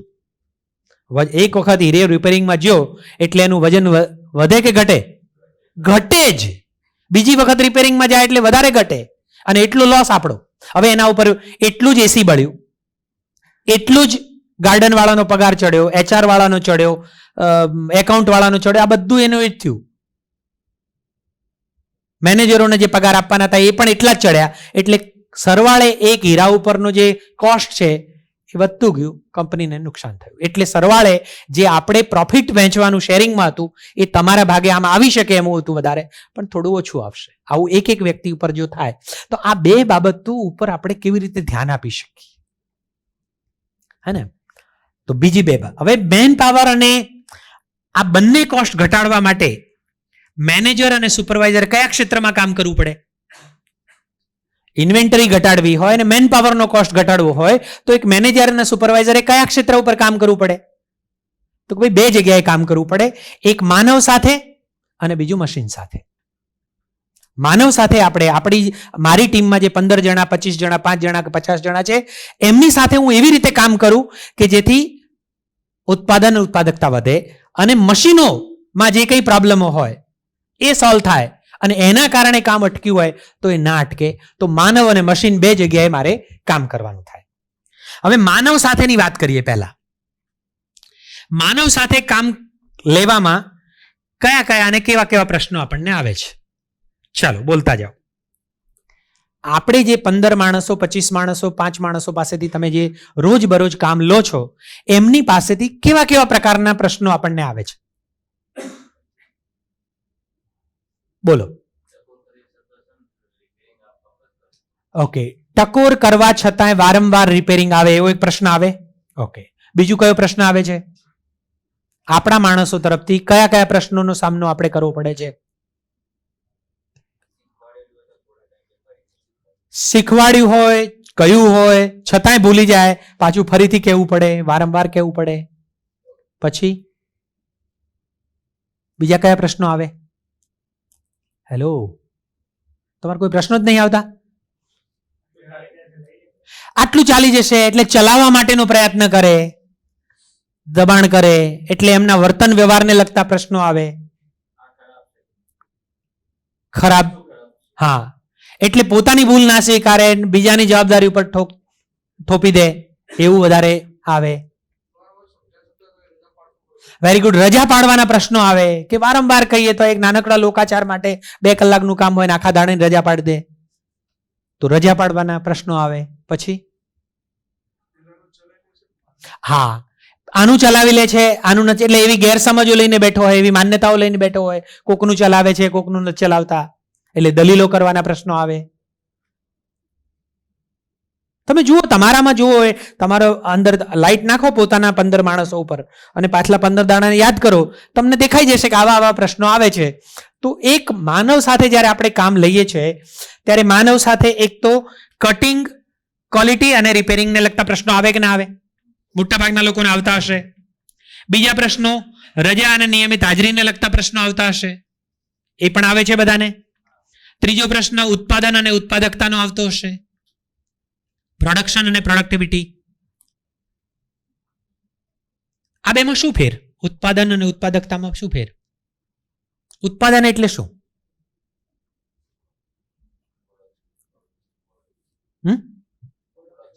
પ્રોડક્શન. અને પ્રોડક્ટિવિટી એટલે શું? ઉત્પાદકતા એટલે શું? ઓકે, દાખલા તરીકે તમે 8 પેલમાંથી કોણ છે? ઓકે, 8 પેલમાં રોજ તમારા કેટલા માણસો? કેટલા? 12 માણસો. રોજે તમારા 8 પેલના 12 માણસોના એવરેજ હીરા કેટલા તૈયાર થાય છે? 500 હીરા થાય છે. તો આ શું થયું? 500 શું થયું? ઉત્પાદન થયું.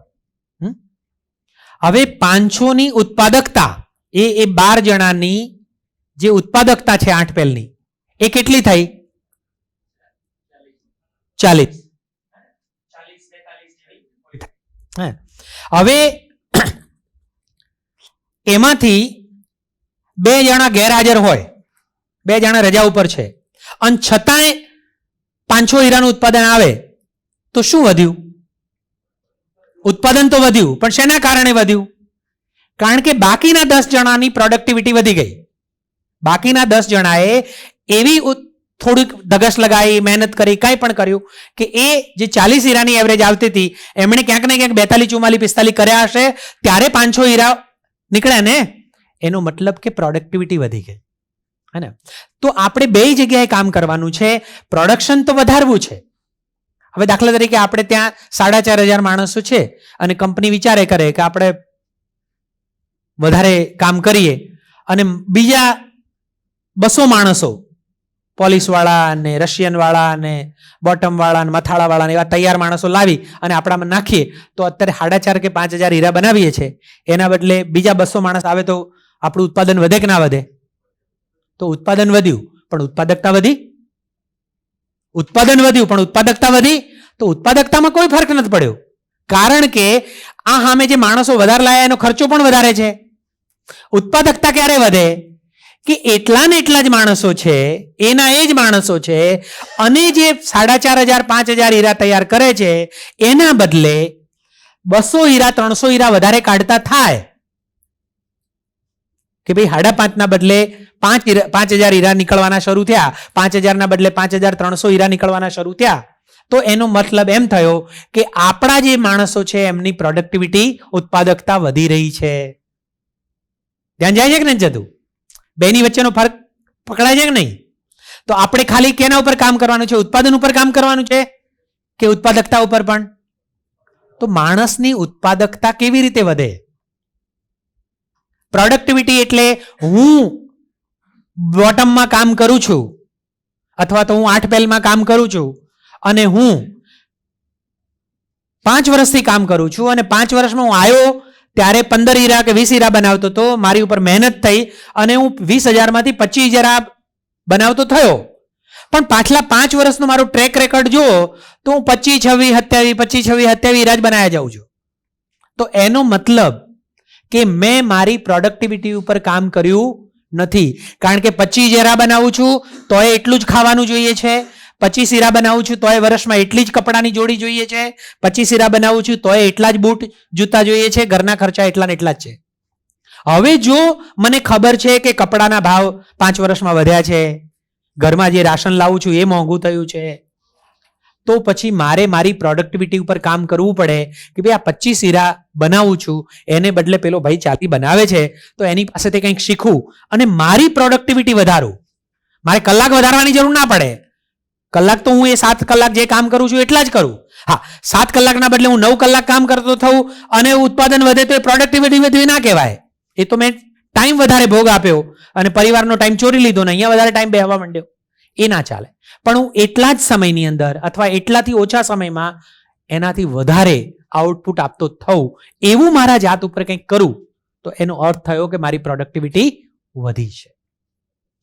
તો પ્રોડક્શન અને પ્રોડક્ટિવિટી અને માનવ સાથે કામ લેવામાં એક વર્તન અને વ્યવહારને લગતા પ્રશ્નો આવે અને બીજો એક પ્રશ્ન આવે એ માલિકી ભાવનો આવે, હે ને?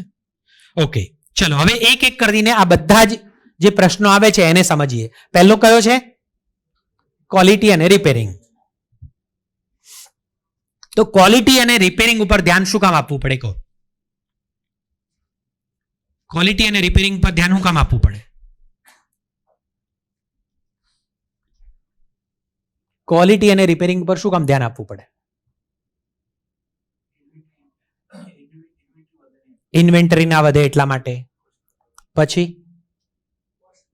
કોસ્ટ ઘટે એના માટે. કારણ કે બજારમાં જે પૈસા મળે છે હીરાના, આપણે જે તૈયાર કરીએ ને પૈસો મળે એ શેના આધારે મળે છે? ક્વોલિટીના આધારે મળે છે. હવે એટલા જ લોકો એના ઉપર કામ કર્યું અને જો ક્વોલિટી વધારે સારી હશે તો એ જ હીરાના 100-200 રૂપિયા વધારે મળશે કે નહીં મળે? 500 રૂપિયા વધારે મળશે કે નહીં મળે? ચમક સારી હશે, તરખુણિયા બરાબર હશે, ગોળી એકદમ પરફેક્ટ હશે, બધા ખૂણા મેચ થતા હશે અને એવો પ્યોરિટી વાળો હીરો હોય જેની વેઇટ સેન્ટ પણ વધારે હોય, તો આવી ક્વોલિટીનું હશે તો ભાવ વધારે મળશે. રિપેરિંગ એ ઇન્વેન્ટરી ઘટાડવા માટે, કારણ કે રિપેરિંગમાં જાય એટલે એના એક્સ્ટ્રા પૈસા આપો છો તમે. માણસ માનો કે બરાબર ન કરીને આવ્યો, મને ખબર નથી એટલે પૂછું છું. મને હું 8 પેલમાં છું અને મારામાં કોઈક રિપેરિંગ છે અને તમે મને પાછું આપ્યું તો પછી એના ફરીથી મને કામ મળે? ઓકે, હવે જો એક્સ્ટ્રા મળે નહીં તો માણસની ઉત્પાદકતા ઘટે કે ના ઘટે? એટલે સરવાળે હું 40 હીરા બનાવતો હતો પણ એમાં 5 રિપેરિંગ આવવા માંડ્યા, 10 રિપેરિંગ આવવા માંડ્યા, તો પછી મારી ઉત્પાદકતા ઘટશે કે વધશે? ઘટશે. એટલે પૈસા ઘટશે, સમય મહેનત વધશે, ઉર્જા વધશે. હવે મને ગમશે નહીં. તો એ એટલા માટે આપવું જરૂરી છે કે એનું ઘર ચલાવવું હોય, એને મોંઘવારી પ્રમાણે એના ઘરને વધારે, તો એ રિપેરિંગ કેવી રીતે ઓછું આવે. હવે રિપેરિંગ ઓછું આવે એટલે ઉત્પાદન ઘટે. ઉત્પાદન ઘટે તો એ દરમિયાનમાં એસી તો એટલું જ બળવાનું છે કે નહીં? આપણું જે એસીનું બિલ આવે ટોટલ સમર્થનું, હવે તમે એને ટોટલિટીમાં વિચારો. આખામાં તમારું એક વ્યક્તિના 5 જણના કે 10 જણના 25 હીરા કે 50, તમે 500 નું પ્રોડક્શન કરો છો, તમે 500 હીરાનું પ્રોડક્શન કરો છો, એમાંથી માનો કે 60 હીરાનું રિપેરિંગ આવે છે અને 60 હીરાના બદલે 10 હીરાનું જ રિપેરિંગ આવે, તો આ બેમાં એસી વધારે એમાં વળવાનું. ઓકે, લાઇટ છે એમાં વીજળીનું બિલ વધવાનું. ગાર્ડનનો પગાર, ગાર્ડનના માણસો, એચઆરનો પગાર, એકાઉન્ટનો પગાર, એ કેમાં વધારે જવાનું? બધું હરખું જ થવાનું, એમાં કોઈ ફરક નહીં પડે. ખાલી સમય પેલામાં વધારે જશે અને નુકસાન વધારે જશે. હવે ક્વોલિટી અને રિપેરિંગ ઉપર ધ્યાન આપવાની જવાબદારી કોની? દિનેશભાઈની અને કેકેની? ઓકે, એસોટરની? પહેલી જવાબદારી કોની? મેનેજરની. એક મેનેજર તરીકે, સુપરવાઇઝર તરીકે આપણને ત્યાં જવાબદારી સોંપી છે એનો મતલબ એ થયો કે બાકી તો જો એ ના હોય તો પછી ડાયરેક્ટ જ ના લઈ લે કે બધા તમને ભાઈ તમે ગહવાનું ચાલુ રાખો, તમે આ બધું કરો, એ તો અમે ડાયરેક્ટ લઈ લઈશું. તો ભાઈ ના, એટલા માટે રાખ્યા છે કે નાના નાના ભાગ પાડીને વધારે કોન્સન્ટ્રેશનથી આપણે કરી શકીએ. એ જવાબદારી એક મેનેજર અને સુપરવાઇઝરની છે, હા ને? બીજું, કટિંગ ક્વોલિટી બગડે અને રિપેરિંગ વધે તો કંપની ઉપર અસર શું પડે? ખ્યાલ આવે છે? નુકસાન વધે, શાખ બગડે, અને આજકાલ તમને ખબર હશે તો કંપનીઓ મોટે ભાગે બ્રાન્ડ ઉપર ચાલે છે. બ્રાન્ડ ઉપર ચાલે છે. કોરોના કાળમાં ઘણી બધી કારખાનાઓને તકલીફ પડી. એ વખતે પણ આપણી સમર્થનું જે નામ હતું, ઘણા આપણા એવા ગ્રાહકો હતા કે ભાઈ સમર્થનું છે, લઈ લો, કાંઈ જોવું નથી, ચાલશે, લઈ લો. આવું માલ લીધા. શેના કારણે? એ શાખના કારણે. હે ને? કારણ કે ક્વોલિટી એક વખત બગડે. તમે શાખ ઊભી કરવામાં છે ને એ વર્ષો લાગી જાય, પણ ખાલી 2 મહિના તમારા પડીકામાંથી ક્વોલિટી ખરાબ આવવાની શરૂ થાય એટલે બજારમાં તમારું નામ નીચે જવા માંડે. નીચે જવા. હે અમૂલનું નામ હતું. અમૂલમાં જે પાછલા થોડા ટાઈમમાં જે 2-4 એવા આવ્યા હતા, લોકો ડાઉટની રીતે જોવે છે, યાર ઘી ખબર નહીં હવે એમાં કેવું વપરાતું હશે. બાકી અમૂલનું એટલે પ્યોર ઘી, એવું એક નામ હતું. પણ પાછલા ખબર નહીં કોઈ કારણસર ક્યાંક ને ક્યાંક એવું થયું હશે જેના કારણે એની અસર પડે જ છે. હવે રિપેરિંગ ઘટે એના માટે એક મેનેજરે શું કરવું જોઈએ? ચલો એ બોલો, એ મને નથી ખબર, એ તમારે કહેવું પડશે. રિપેરિંગ ઘટે એના માટે એક મેનેજર શું કરી શકે? ચાલો, કોણ બોલે છે?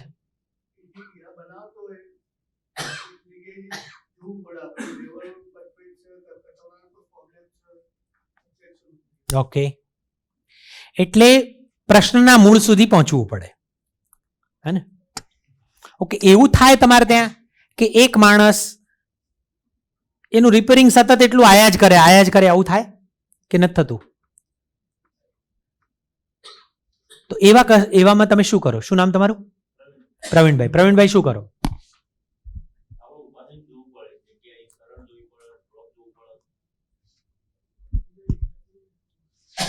ઓકે,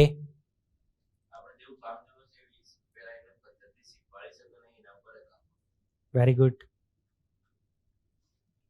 ઘણી વખત આપણે અપેક્ષા રાખીએ કે એનું રિપેરિંગ ના આવવું જોઈએ, પણ રિપેરિંગ ના આવે એના માટેની જે પદ્ધતિઓ છે એ જો એના સુધી ના પહોંચાડી હોય તો ખાલી રિપેરિંગ ના લાવીશ, રિપેરિંગ બહુ આવે છે, તારું આમ થાય છે, આવું કહેવાથી પાંદડાને પાણી પીવાથી ક્યારેય લીલા થતા નથી. પાણી તો એના મૂળમાં આપવું પડે. અને મૂળ શું છે? ભાઈ એનું શેના કારણે રિપેરિંગના પ્રશ્નો આવે છે એ ડાયગ્નોસિસ તમે કરી શકો. એક હું બીમાર પડ્યો, અરે ડોક્ટર મારી સારવાર ક્યારે કરી શકે? મને જોયો અને તમને તાવ આવ્યો અને શરદી નાક વહે છે એટલે આમ ખાલી ગોળીઓ લખી દે અને આપી દે? ના, એ મારું ડાયગ્નોસિસ કરે કે ભાઈ કેટલા ટાઈમથી આવે છે, પાણી નીતરે છે કે નથી નીતરતું, ઊંઘ આવે છે કે નથી આવતી, મોઢું ખોલો જોઈએ, ગળું લાલ થયું છે કે નથી થયું, ભૂખ લાગે છે કે નથી લાગતી, ટોયલેટ કેવું થાય છે, ટેમ્પરેચર બરાબર છે, ધડકન બરાબર છે, આ બધું ચેક કર્યા પછી એ વિચાર કરે ને એ દવા આપે તો અસર કરે. ખાલી એકલું તમને આ છે ને ગોળીઓ લઈ લો, તમને આ છે ને ગોળીઓ લઈ લો, તમે તો વારંવાર બીમાર પડો છો, આવું કહેવાથી હું બીમાર ઘટી જાઉં એવું ના થાય. તો એક કારીગર મને ખબર છે કે મારા ખાતામાં પાછલા 2 વર્ષથી કામ કરે છે, 2 વર્ષથી હું એનો મેનેજર છું. દર મહિને એનું લગભગ કેટલા એક માણસ, તમારે 40 માણસ છે તો 40 હીરા બનાવે એક જણો, તો એનું એવરેજ રિપેરિંગ 12 માણસ છે, 40 હીરા બનાવે, એક માણસનું રિપેરિંગ કેટલા હીરાનું આવતું હોય? 12-13%. એટલે હા, એટલે લગભગ 40 હીરા હોય તો લગભગ 5, 6, 7 હીરાનું રિપેરિંગ આવતું હોય. હવે હું દિનેશ તમારા ત્યાં એક રત્ન કલાકાર તરીકે કામ કરું છું. હવે તમે એક મેનેજર છો, મને તો મારી ખબર પડે એ પ્રમાણે હું કોશિશ, કારણ કે કોઈ કારીગર એવું ઈચ્છતો હોય કે મારું રિપેરિંગ વધારે આવે, એવું ઘેર નક્કી કરીને જ આવ્યો હોય? આવું તો હોય જ નહીં. ઓકે, દિનેશ રત્ન કલાકાર હોય તો દિનેશને વધારે પૈસા જોતા હોય કે ના જોતા હોય? જોતા જ હોય. મને ઈચ્છા હોય કે ભાઈ મારે 2 પૈસા વધારે આવે, પણ છતાંય હું નથી કરી શકતો. અને પાછલા 1 વર્ષથી તમે મારો ટ્રેક રેકોર્ડ કાઢો તો દર મહિનામાં દિનેશના લગભગ રોજ 8-10 હીરા, 5-7 હીરા, 8-10 હીરા, 5-7 હીરા, આટલું રિપેરિંગ આયા જ કરે છે. તમે મને 2-3 વખત કીધું કે રિપેરિંગ ઘટાડ, રિપેરિંગ ઓછું કર, રિપેરિંગ બહુ આવે છે. અને હું મહેનતે કરું છું છતાંય હું મારું આવે, તો એક મેનેજર તરીકે મારું રિપેરિંગ ના આવે એના માટે તમારો રોલ શું? શું જવાબદારી, શું કરવું પડે તમારે? તો ભાઈ મને ત્યાં બોલાવો છો ને ત્યાં ખાલી વાતો કરો છો, એના બદલે તમે ઊભા થઈને મારી જગ્યા ઉપર આવો. હું જે જગ્યાએ કામ કરું, મારી સરણ ચેક કરે, મારું લેવલ ચેક કરે, મારા મશીનો ચેક કરે, મને ઓબ્ઝર્વેશન કરે અને મારામાંથી શોધી કાઢે કે આ દિનેશનામાં એવી કઈ કઈ બાબતોની ભૂલો છે કે જેના કારણે આનું રિપેરિંગ આટલું આયા કરે છે. અને મારું લક્ષ્ય બની જાય કે ગમે તે થાય, આવનારા 3 મહિનામાં દિનેશનું રિપેરિંગ 0 સુધી અથવા તો મિનિમમ 1-2%, 5% આવે એટલા સુધી લઈ જવા છે. આવું લક્ષ્ય તમારું બને અને તમે મારી પાછળ મહેનત કરો, મને સમજાવો, મારી ભૂલો મને હું જ્યાં અટકેલો હોય ત્યાં સુધારો, જે જગ્યાએ, અને મને એવી ટ્રીકો બતાવો કે રિપેરિંગ ના આવે એના માટે. જો આ કરો તો 2-4 મહિના તમે મારી પાછળ મહેનત કરો તો મારું રિપેરિંગ ઘટી જાય કે ના ઘટી જાય? ઘટી જાય. હા હા, એનો મતલબ કે એ એક જ પ્રકારની કોઈક વાતમાં અટકેલો છે, કોઈક એક વાતમાં અટકેલો છે જેના કારણે એનું આવા જ પ્રકારનું રિપેરિંગ આવે છે.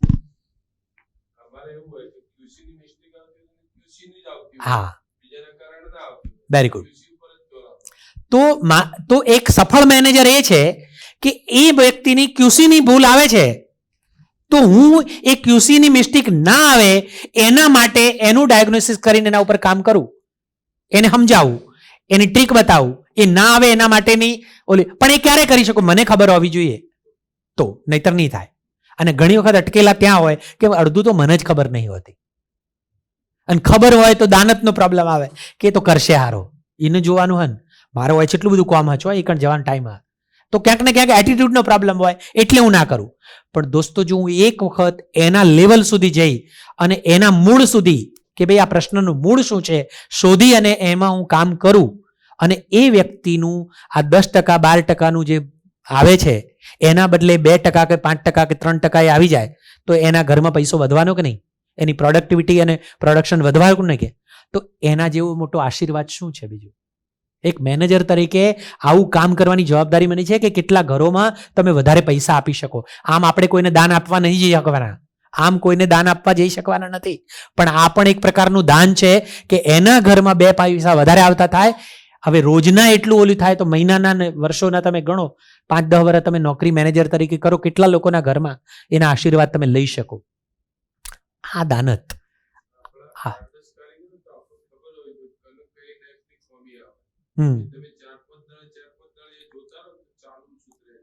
Very good, બઢિયા. તો કેટલા લોકો પોતાનો જો એક્સરે કાઢો, એમણે જે વાત કરી ને એ એમનો વર્ષોનો અનુભવ છે. અહીંયા આપણને વાત કરી, આમાંથી શક્ય છે કેટલા લોકો પાછલા 2 વર્ષમાં મેનેજર બન્યા હોય, 4 વર્ષમાં બન્યા હોય, બરાબર. એમણે એમનો મેનેજર તરીકેનો વર્ષોના અનુભવ પછી એવું તારણ કાઢ્યું છે અને એમની કોઈ ટ્રીકથી એ કામ કર્યા છે. હે,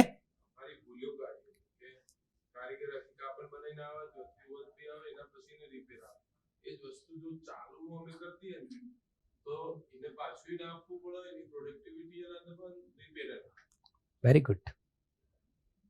હવે જો આ પદ્ધતિથી તમે, એટલે એક્સરે બીજાએ એ કાઢવાનો છે, એક્સરેનો જો કોન્સેપ્ટ મેં કહ્યો તો શરૂઆતમાં, બાકીના મેનેજર સુપરવાઇઝર આ જ્યારે વાત થઈ રહી છે ત્યારે પોતાનામાં જુઓ કે હું એ કરું છું કે નથી કરતો, અને નથી કરતો તો એક્સરેમાં ડાઘ છે, તમે એના ઉપર કામ શરૂ કરો કે ભાઈ આ સ્પંદન થયો, એના પછી એમણે જે અનુભવ પોતાનો કહ્યો તો હું એમાં અધૂરો ઉતરું છું, હું એમાં નથી કરતો, હું એમાં કામ કરીશ. ઘણી વખત એવું હોય કે હીરો કામ, આમ કારીગર છે ને કામ વધારે કરવાના માટે થઈને જેવો આવ્યું એવું તરત હીરા ચેક કર્યા વગર કામ શરૂ કરે, અને પછી પ્રોબ્લેમ આવે એટલે કે એ તો આગળથી ખરાબ હતા. તો ભાઈ આગળથી ખરાબ હતા તો પહેલા તું ચાલુ કરે, પહેલા બધા ચેક કરી લે, અને જે ખરાબ હોય એને સાઈડમાં રાખી દે. હું કામ લે ચડાવે, હું કામ ઉપર? તો એ ટ્રીક ત્યાં જ શીખવાડો ને કે ભાઈ આગળથી ક્યાંકથી આવ્યું હશે તો એ તરત ત્યાંથી જ નીકળી જશે.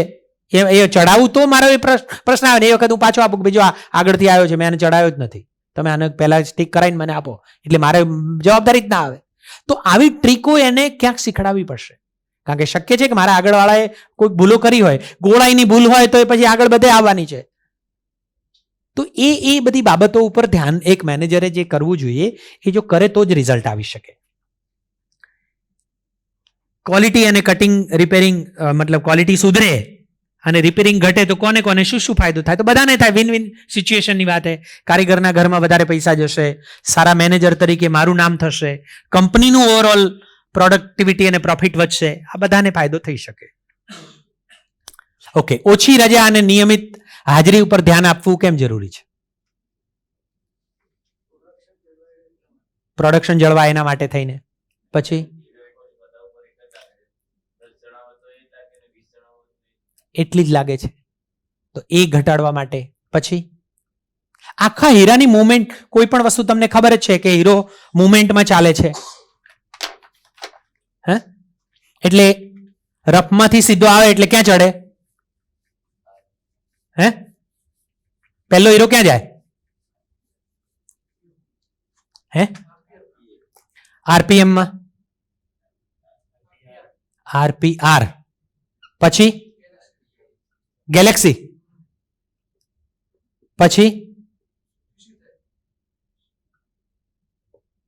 પછી પ્લાનરમાં, પ્લાનિંગ. ઓકે, પ્લાનિંગ પછી ઓકે, પ્લાનિંગ પછી પ્લાનર,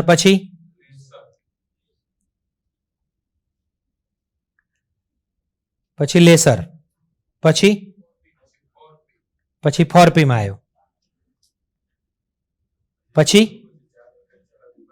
હવે ફોરપી પછી ક્યાં જાય? ટેબલમાં આવ્યો.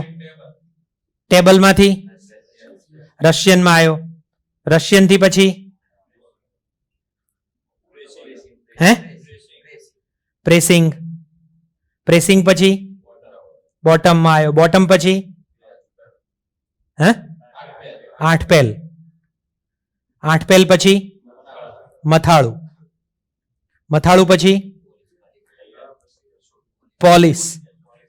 પોલિશ અને એસોટ. પછી સેલમાં. આ જાય સેલ્સમાં. હવે તમે જો વિચાર કરો કે કેટલા બધા હાથોમાં થઈને એક, અને આના પહેલા બી આ હીરો આગળ કોઈ ખાણમાંથી કોઈ મજૂર એક એ ગોદીન કાઢ્યો હશે, એના વેપારી પાસે ગયો હશે, એણે વેચ્યો હશે, આપણા બેલ્જિયમથી ત્યાંથી અહીંયા આવ્યો હશે, ને એમ કરતા કરતા આપણે અહીંયા તો આપણા ત્યાં આવ્યા પછીની આટલી પ્રોસેસ છે આ હીરાની. હવે રશિયનમાં માણસો ઓછા હોય. હા, રશિયનમાં જે માણસો છે એ બધું કામ કાઢે અને એ બધું પછી આગળ રશિયનમાંથી ત્યાંથી પ્રેસિંગમાં જાય, બોટમમાં જાય. બરાબર. હવે રશિયનના 2 માણસ છે એ રજા ઉપર હોય, કયા વગર રજા ઉપર ઉતરી જાય, અથવા આજે આયા નહીં, લોકો જવું છે, અને રશિયાના 2 માણસો ના આયા, એના કારણે શું થાય?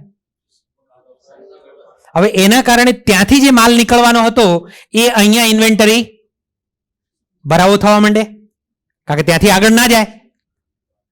એ ના જાય એટલે અહીંયા માણસો તો આયા છે પણ એની પાસે કામ નથી, બેસી રહેવું પડે. ધ્યાન જાય છે.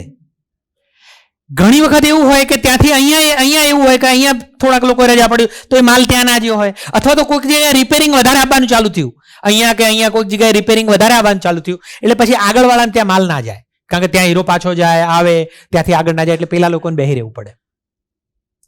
એક નાનકડી બાબત કેટલી ઇમ્પેક્ટ કરે છે. કારણ કે હવે એક મેનેજર તરીકે જ્યારે છો ત્યારે તમારી જવાબદારી ખાલી તમારું યુનિટ એને જોવા પૂરતી નથી. એક મેનેજર તરીકે તમારી જવાબદારી ખાલી તમારું યુનિટ જોવા પૂરતી નથી. તમારે સમગ્રતાના સંદર્ભમાં પણ વિચારવું પડશે કે ભાઈ હીરો દાખલ થયો અને હીરો નીકળે એના સમગ્ર, કારણ કે આપણે જહાજ એક જ છે આખું, અને એ જહાજમાં બેઠા છીએ, એટલે મારે મારા ડિપાર્ટમેન્ટનું તો વિચારવાનું છે, પણ ઓવરઓલ સમગ્રતાના સિસ્ટમના સંદર્ભમાં પણ વિચારવાનું છે. એટલે એક માણસ નિયમિત હાજર ના રહેતો હોય, વારંવાર રજા પાડતો હોય તો એના. હવે મને એ કહો કે રજા પાડનારો જે કર્મચારી છે તો કંપની ઉપર શું અસર પડે એ તો ખબર પડી ગઈ. જો તમારા કર્મચારીઓ તમને કયા વગર રજા પાડે છે તો એનું કારણ શું? શું એને ઘરમાં પૈસા નહીં જોઈતા હોય વધારે? એ કારીગર છે એ વારંવાર રજા પાડી દે, હું કારીગર છું, રત્ન કલાકાર છું, હું તમને આજ કહી દીધું કે નહીં, કીધું એ નહીં, આવ્યો એ નહીં, મહિનામાં મારી 4-5 રજાઓ તો આવી રીતે જ હોય, કીધા વગરની. હું દિનેશભાઈ પૈસા નહીં જોતા હોય? દિનેશભાઈને પૈસા તો વાલા જ છે, અને છતાંય દિનેશભાઈ રજા પાડે છે. તો એનું કોઈ કારણ તો હશે કે નહીં હોય? હશે કે નહીં હોય? તો ક્યારે એક મેનેજરે મારી સાથે એ પૂછ્યું, મારી જોડે એવો વિશ્વાસ સ્થાપિત કરીને, મારા હૃદયમાં ઉતરીને મારી તકલીફો શું છે જાણવાનો ક્યારે પ્રયાસ કર્યો? કે ખભે હાથ દઈને ચા પીવા બેઠા હોય ત્યારે એવા વાતાવરણમાં મને ઘણી વખત એવું હોય કે મારું ધ્યાને ના જતું હોય, હું રજા પાડતો હોય. હાના માટે? હું કામ સારું કરું, હું કોમ મારું રોજનું મારું કામ એ 800 રૂપિયાનું છે, 700 રૂપિયાનું છે, પણ હું રજા હાના માટે પાડું? રાયડામાં પાણી વળ્યું એના માટે. હવે રાયડામાં પાણી વળ્યું એટલે મને એમ જ છે કે રાયડો તો યાર ઘેર આપણી ઘરની બાપદાદાની ખેતી છે ને, એને થોડી ઓલી કરાય. એટલે રાયડામાં પાણી વાળવા માટે હવે પાણી વાળવાનું કામ કેટલા રૂપિયાનું હોય? એક પોણતિયો છે 300 રૂપિયા મને મળી જાય, પણ એ 300 રૂપિયાનો પોણતિયો ના લાવે, પણ મારો 800 રૂપિયાની રજા પાડું. ઘણી વખત મને આ ખબર જ ના હોય, અને હું આ આંધળે બેરું કૂટાતું હોય. અરે ભાઈ, કોક મને જો સમજાવે, મારા દિલમાં સમજાવે, દિનેશભાઈ આ ધંધો ના કરાય. 800 કમાવ છો ને, પેલા 350 લેતો હોય ને તો 300 લેતો હોય ને તો 350 લાય, હું આ 50 રૂપિયા વધારે એને નાસ્તોય કરાવાય.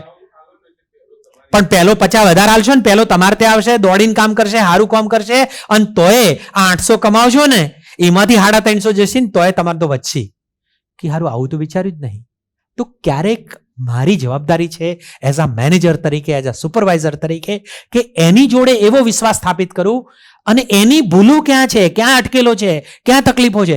કારણ કે કોઈને રજા પાડવી ગમતી નથી ભાઈ, પણ ક્યાંક ને ક્યાંક એવી માન્યતાઓ છે કે ગામમાં રમેણ છે એટલે રજા પાડવાની, ગામમાં વરઘોડો છે એટલે રજા પાડવાની, આજ તો કરવું જ પડે. આ લોકો હવે લોકોમાં જઈને કશું બીજું કરવાનું છે નહીં, ખાલી હાજરી જ પુરાવાની. અને પેલા ભાઈને તો ખબર નહીં હોતી કે કોણ આયા ના આયા. એને હું એ સમજાવી શકું કે ભાઈ લોકોમાં તો પછી જઈ શકાય, ઘરના કોઈક બીજાને મોકલી શકાય, અથવા તો જવું હોય તો કલાક જઈને આપણે કઈ મોડા આવે એને પછી માલ નથી આપતા, કામ કરવાનું નથી બેહવા દેતા. મને 2 કલાક એને લોકો જવું હોય, જઈને આવે તો બેહવા દઈએ કે ના બેહવા દઈએ? ભાઈ કરાય આઈન. તો આ બધી વસ્તુઓ ઉપર ધ્યાન એને કેન્દ્રિત થાય, અને કોઈક મને સમજાવે કે ભાઈ મોંઘવારી વધતી જાય છે, તારા ઘરમાં 2 છોકરાઓ છે ને, એ કાલે અવસર આવીને ઉભો રહે છે, છોકરાને સારું ભણાવવાના કે છોકરાને હીરાજ ગહાવાના, અને આ બધી વસ્તુ મારામાં ક્લિક થાય કે ભાઈ થોડા 2 પૈસા વધશે ને બચાવીશ ને તો આગળ ભવિષ્ય બાળકોનું, તારું, બધાનું સુધરશે. અને ધીમે ધીમે હું પાટા ઉપર આવું. તો મારી આદત, તમે એવું લક્ષ્ય નક્કી કરો કે આ દિનેશભાઈની આ દર મહિને 4-5 રજાઓ પાડવાની આદત છે ને, એ મારે આ 6 મહિનામાં બદલી નાખવી છે. અને મારી પાછળ લાગો, તમે એનું મૂળ મારું જાણો, સમજો, મારી સાથે વાર્તાલાપ કરો, મારી સાથે સંબંધ સ્થાપો. કોક દાડો મારે ઘેર આવીને ચા પાણી પીવો, પરિવાર જોડે આખા બેઠા હોય ત્યાં કોક દાડો વાત કાઢો કે યાર હું ભાભી તમે તો આ દિનેશભાઈ કોઈ કોમે જ આવવા નહીં દેતા, 5 દાડે અઠવાડિયું થયું નહીં ભાઈ રજા પાડ દઈ, તમે કોમ બતાવો હો. અને કંઈક પણ એમનામાં આ ક્રિએટ કરો કે ભાઈ 2 પૈસા વધારે. તો કદાચ મારી ઘરવાળી મને કહે છે તો કોમે જો કહે લોકો તો હું જઈએ 800 રૂપિયા હું કેમ બગાડો છું? કારણ કે મારે હાડલો જોઈએ છે, મારે સોનું જોઈએ છે, મારે કંઈક ઘરેણું જોઈએ છે. તો એ નાતો તમે એક મેનેજર તરીકે જોડી શકો તો આ પરિણામ સુધી પહોંચી શકાય. હે ને? કારણ સુધી જવું પડે. પોતાના કર્મચારીઓનું રજાનું પ્રમાણ ઘટાડવા માટે એક મેનેજર શું શું કરી શકે? અમે વાત કરી. ચલો, ઉત્પાદન અને ઉત્પાદકતાની વાત તો હમણાં કરી દીધી. દરરોજનું ઉત્પાદન કેટલું, કર્મચારીઓનું ઉત્પાદન અને ઉત્પાદકતા વધારવા માટે શું કરી શકાય, અને આના ઉપર ઘણું આગળ ભવિષ્યમાં આપણે કામ કરીશું. માઇન્ડ પાવર નામની એવી ટેકનોલોજી છે, અને મનની શક્તિઓ, અને માણસના મન ઉપર આપણે કામ કરીએ તો ધીરે ધીરે, તો ઓપલના આગળના કાર્યક્રમોમાં આપણે અહીંયા કરીશું તો સબકોન્શિયસ માઇન્ડ દ્વારા કેવી રીતે આપણે આપણી પ્રોડક્ટિવિટી અને ઉત્પાદન વધારી શકાય એના ઉપર આગળ ભવિષ્યમાં કોઈક દિવસ એના ઉપર કરીશું. પણ આપણે પ્રયત્ન કરીએ તો બધું શક્ય છે. ઉત્પાદન અને ઉત્પાદકતા વધવાથી બધાને ફાયદો થાય. માનવીય વર્તનની વાત છે. તમારા યુનિટમાં તમારા કર્મચારીઓના વર્તન વ્યવહાર સંબંધિત કેવા પ્રશ્નો આવે છે? કેવા પ્રશ્નો આવે? એમના વર્તન રિલેટેડ કેવા પ્રશ્નો આવે કે નહીં આવતા? તમે જેવું રિપેરિંગ મોકલો એટલે શું થાય? એનો બળાપો નીકળે કે ના નીકળે? ત્યાંથી તો બોલતો બોલતો જાય, જે ઘંટી બેહે ત્યાં સુધી બાદ બોલતો બોલતો જાય. પછી હા, એને ભેદભાવ જેવું લાગે. હકીકત તમારા મનમાં એવું ના હોય, પણ એને એવું લાગે કારણ કે એના મનમાં ફિલ્ટર આવી ગયું હોય. ગુસ્સે થઈ જતા હશે ક્યારેક અમુક લોકો, મોઢું ચડાઈ દે ક્યારેક, લ્યો પાસ મન પાસ કરી દેજો મારે જતું રહેવું, આવું કે ના કે મન પાસ હાલ દેજો, રિપેરિંગ આલો એટલે તરત કે મન પાસ હાલ દેજો મારે જવું ઘેર. લ્યો આવા પ્રકારના પ્રશ્નો આવે તો આ બધું સંભવ છે.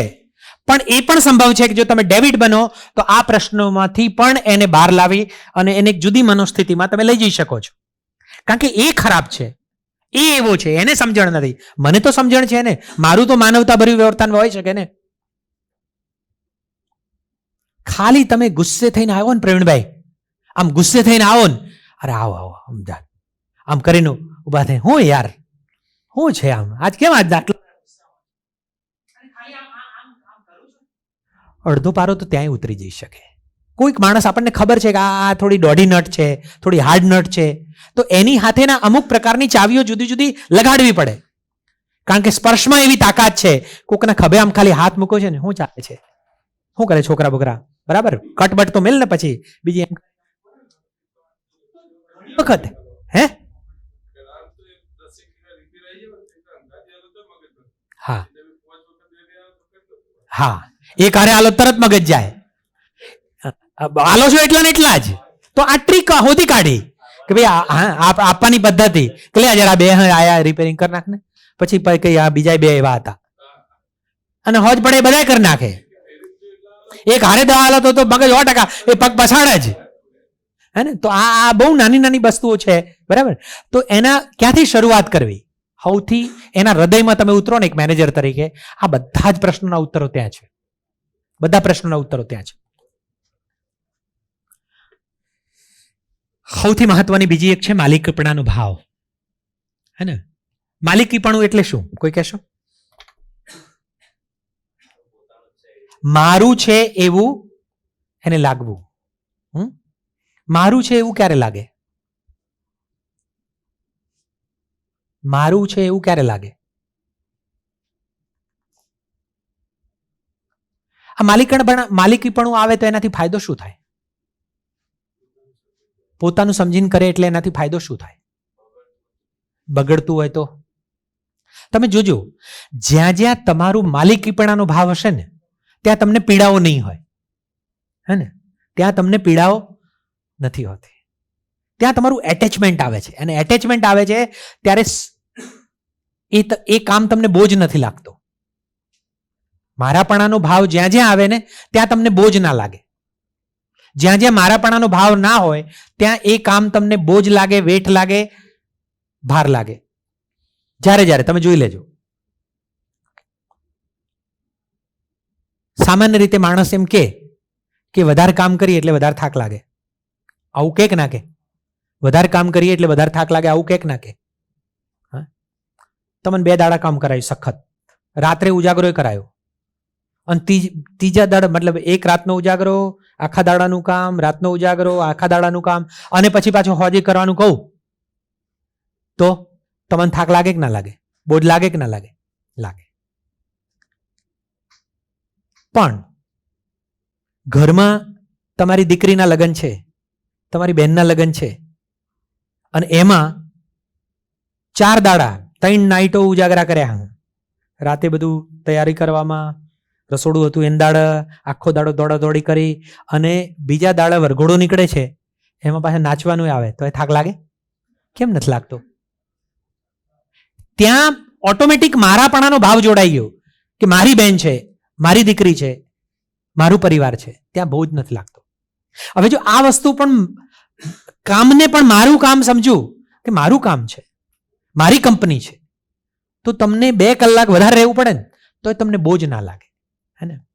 તો એના માટે ગીતામાં એક સરસ શબ્દ છે, એની વાત આપણે પછી કરીએ. પણ કોઈ પણ કંપનીના કર્મચારી નુકસાની કે ખરાબ કરતો હોય, દાખલા તરીકે આપણી કંપનીમાં કોઈ કર્મચારી છે, એ કંપનીને નુકસાન કરે છે કે ખરાબ કરે છે, તો તમને કંઈ થાય? કેટલાને કશું થાય? ઓકે, શું થાય? શું થાય?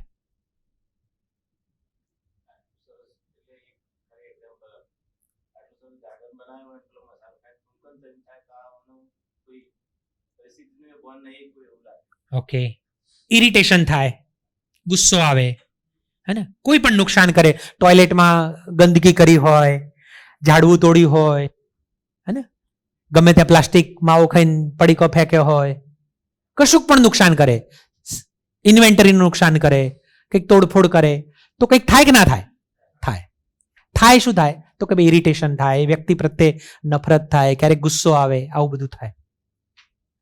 હવે ઇમ્પોર્ટન્ટ એ છે કે આ થવું એક શરૂઆત છે, સારી વસ્તુ છે, પણ જો ત્યાં જ અટકીને ઊભા રહીએ તો એનાથી કંપનીને કશો ફાયદો ખરો? ઓલરેડી એક માણસ ખરાબ હતો, એનું વર્તન, અને ઓલરેડી 4,500 માણસમાંથી બીજો એક દુખિયારો વધ્યો કે યાર આ લોકોને ખબર જ નહીં પડતી, હારા નકોમાં, આ જો આવું ગંદુ કરી નાખ્યું, થૂંકી નાખ્યું. એટલે ઓલરેડી ખરાબ માણસો 5 હતા અને એમાં 5 જણા બીજા દુખિયારા ઊભા થયા કે હારા નકોમાં આવા હન, એટલે 4,500 માંથી બીજા 10 દુખિયારા ઊભા થયા. આવે આમાંથી કશું નવું નીકળ્યું? તો ખાલી કોક થઈ જવું, દુખી થવું, એનાથી કશો ફરક નથી પડતો. ફરક ક્યારે પડે? એક્શનથી આવે કે ભાઈ એ થયું, એમાં હું શું કરી શકું, એનાથી આવે, હે ને. આ કંપનીના માલિક કોણ? ગોવિંદભાઈ, કંપનીના માલિક કોણ છે? જો માલિકીપણાનો ભાવ હોય તો જવાબ શું આવે? આપણે આવે કે હું આવે? હું માલિક છું. દરેક વ્યક્તિ પોતે એમ કહે કે ભાઈ હું માલિક છું આ કંપનીનો, હે ને. જો માલિકીપણાનો ભાવ હોય તો. જો એ ના હોય તો કોણ આવે? ગોવિંદભાઈ માલિક છે, દિનેશભાઈ માલિક છે, આમની કંપની છે, આવું આવે. તો આ કંપની કોની? તો કે ભાઈ મારી કંપની છે, અને દરેક વખતે. અને જેવો આ ભાવ વધતો જાય એટલું માણસ એક્શનમાં વધારે આવતું જાય. હવે આ માલિકી ભાવ ક્યાં ક્યાં જરૂરી છે? ખાલી કંપનીમાં જ? ક્યાં ક્યાં જરૂરી છે? ખાલી કંપનીમાં જ કે બીજે પણ છે? જેટલો તમારો માલિકીપણાના ભાવનો દાયરો મોટો એટલું તમારું સુખ વધારે. જેમ કે ઘણાને એવું હોય કે મારો માલિકી ભાવ ક્યાં હોય? મારું ઘર, મારું કુટુંબ, આ મારું છે, આ તમારું છે, આ પેલાનું છે. ઘણાનો માલિકીનો ભાવ દાયરો વધે કે મારું ગામ છે, એટલે ગામ માટે કંઈક આવે તો ઉમળ. ઘણાનો માલિકી ભાવ મારો પ્રજાપતિ સમાજ. પ્રજાપતિ એટલે હું ઘણી વખત 42 ગોળ સુધી જ અટકેલો હોય કે 42 વાળા છે, પેલા તો 84 વાળા, પેલા 66 વાળા, એને પછી એટલે પેલું મારું થાય ને આ તારું થાય. પણ જ્યારે હું એમ કહું કે ના મારા પ્રજાપતિ છે, તો પછી એ પ્રજાપતિઓ પ્રત્યે મારો માલિકી ભાવ કે એને કંઈક તકલીફ હોય તો મને કંઈક કરવાની, એક્શન કરવાનો વિચાર આવે, હે ને. ઘણી વખત એવું થાય કે ભાઈ દાયરો વધ્યો હોય તો હું ખાલી પ્રજાપતિ તરીકે ના જોઉં, હિન્દુ છે મારો ભાવ. તો ઘણા લોકોએ ગોલ બનાવી દીધો, એટલે એના માટે પ્રજાપતિ, પટેલ, બ્રાહ્મણ, વાણિયા એ બધું કાંઈ નહીં, એના માટે હિન્દુ એ માલિકી ભાવ છે. એટલે એના માટે કાંઈ પણ હોય તો એ કૂદી પડે, હિન્દુઓ ઉપર આપત છે, કરો, નહીં ચલાવી લઈએ. આવું નહીં ચલાવે, એક્શનમાં આવી જાય. કારણ કે એનો દાયરો થોડોક ત્યાં સુધીનો છે.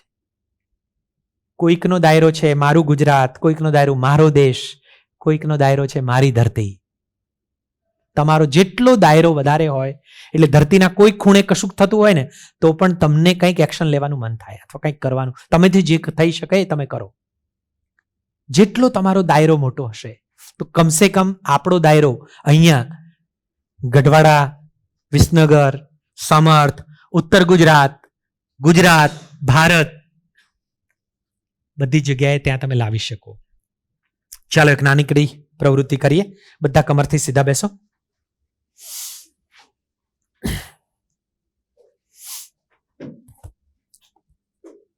ચલો બધા આંખો બંધ કરો. આંખો બંધ. ઊંડા શ્વાસ લો અને છોડો. ઊંડા શ્વાસ અંદર ભરો અને છોડો. આંખો બંધ છે, શ્વાસ અંદર જઈ રહ્યો છે, બહાર નીકળી રહ્યો છે. શ્વાસ લેતા રહો, છોડતા રહો. તમારામાંથી માત્ર એક વ્યક્તિ પોતાનો એક હાથ ઉપર ઉઠાવો. બસ એમને એમ રાખો અને બાકી બધા આંખો ખોલી નાખો. 4 2 2 4 ને 5 6 7 8 9 10 11 12 13 14 15 16. Okay, good. 33 જણા છીએ, એમાંથી 16 જણાએ હાથ ઉપાડ્યો. બાકીના જે 17 જણા છે એમના હાથ ના ઉપડ્યા. ઓકે, તમે હાથ કેમ ના ઉપાડ્યો? જે મનમાં હોય કહેવાની છૂટ. હા, હાથ કેમ ના ઉપાડ્યો? Very good. તમે કહ્યું હતું કે ભાઈ દિનેશભાઈ કોઈ એક વ્યક્તિને ઉપાડવાનો છે, એટલે મને એવો વિશ્વાસ હતો કે આપ 33 જણા બેઠા છે એમાંથી કોઈ એક તો ઉપાડશે, એટલે મેં ના ઉપાડ્યો. ઓકે, તમે કેમ ના ઉપાડ્યો? મને પણ એવું હતું કે 33 જણા છે એમાંથી એક જણને કીધું છે તો કોઈક તો ઉપાડશે. તમે કેમ ના ઉપાડ્યો? તમે તો ઉપાડ્યો, તમે કેમ ના ઉપાડ્યો? મને એમ કે આ બાજુવાળાએ કોક તે ઉઠાયો હશે એટલે મેં ના ઉઠાયો. ચાલો, સૌથી પહેલો મારા ખ્યાલથી તમે હાથ ઉપાડ્યો હતો ને? હા, તમે અને તમારો આ બેનો સૌથી પહેલો હાથ. તમે શું કામ પહેલો ઉપાડ્યો? મારી આંખો બંધ છે, મને હું ખબર કોને ઉપાડ્યો, પણ મેં તો સાંભળ્યું ને કે એક વ્યક્તિ હાથ ઉપાડો, એટલે કોઈ નહીં ઉપાડ્યો, મેં ઉપાડ્યો. તમે શું કામ ઉપાડ્યો?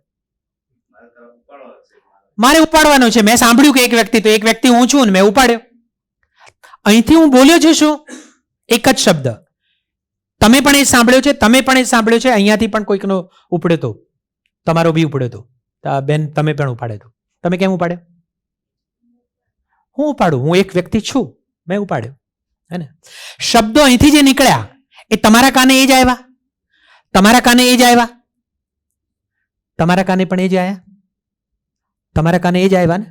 પણ જેવા કાન ઉપર શબ્દો પડ્યા એના પછી જે અંદર જે સંવાદ થયો, ઇન્ટરપ્રિટેશન થયું, એના આધારે એક્શન થઈ. તમારા મનમાં તરત જ પ્રોસેસ શું ચાલી? 33 જણા છે, કોઈ એકે ઉપાડ્યો હશે, અને એક જણને જ કીધું, પાછા 2 થઈ જાય તો? કીધું છે એક જ જણને, 2 જણ થઈ જાય તો?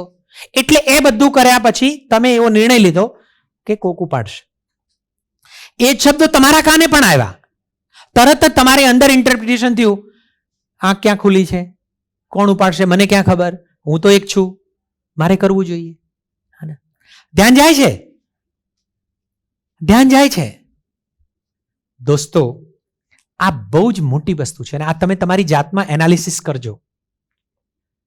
હું કહું છું એટલે તમારી જાતમાં શોધજો, એક્સરે કાઢજો પોતાનો, કે આ હાથ ખાલી અહીંયા નથી ઉપડતો. આ હાથ આપણે આપણા જિંદગીમાં પણ જોશું ને તો એક્ઝેક્ટ એ આપણી વિચારધારા વ્યક્ત કરે છે. તમારા ઘરમાં, કુટુંબમાં, સમાજમાં કંઈક નવું કરવાનું આવે ને, તમારો હંમેશા પહેલ વૃત્તિ, ઇનિશિયેટિવ તમે લેતા હશો. નવરાત્રી હોય, ગામમાં કંઈક હોય તો તમે જવાબદારી લેવામાં કે ચલો હું કરું, આવું થાય છે. ઓકે, તમારે એક્ઝેક્ટલી ઘરમાં, સમાજમાં, કુટુંબમાં કંઈક હોય તો તરત તમારા મનમાં થોડીક વાર એવું ચાલતું છે કે મોટો ભાઈ કરશે, નાનો ભાઈ કરશે, કોક કરશે, પેલા કરશે.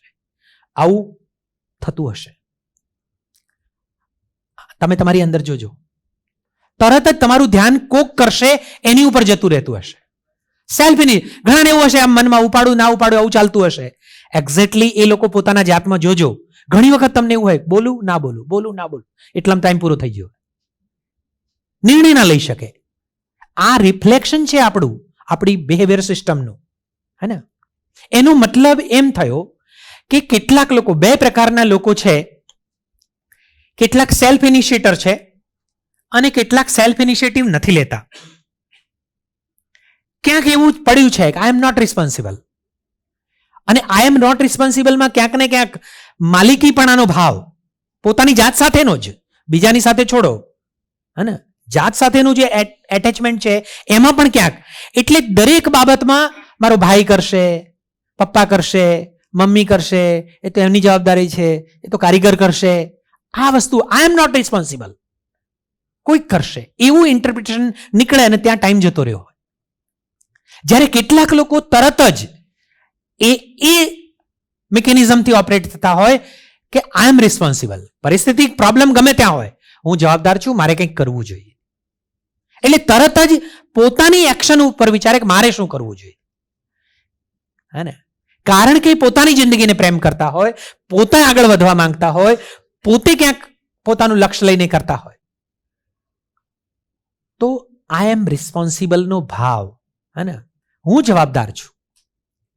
કારીગર મારો રિપેરિંગ આપવાથી પગ પછાડે છે એ દેખાતું કારણ છે, પણ એ કારીગર આવું કરી રહ્યો છે એમાં જો હું જવાબદાર છું, આ ભાવ તત્વ આવી જાય, કારણ કે એ પણ આ સમર્થ મારું છે, મારાપણાનો ભાવ સમર્થ મારું છે, તો પછી તરત મને એમ થાય કે આટલી ઇન્વેન્ટરી બળે છે, આટલા એસી બળે છે, અને આ માણસનું આટલું બધું રિપેરિંગ આવે, એ ના ચાલે.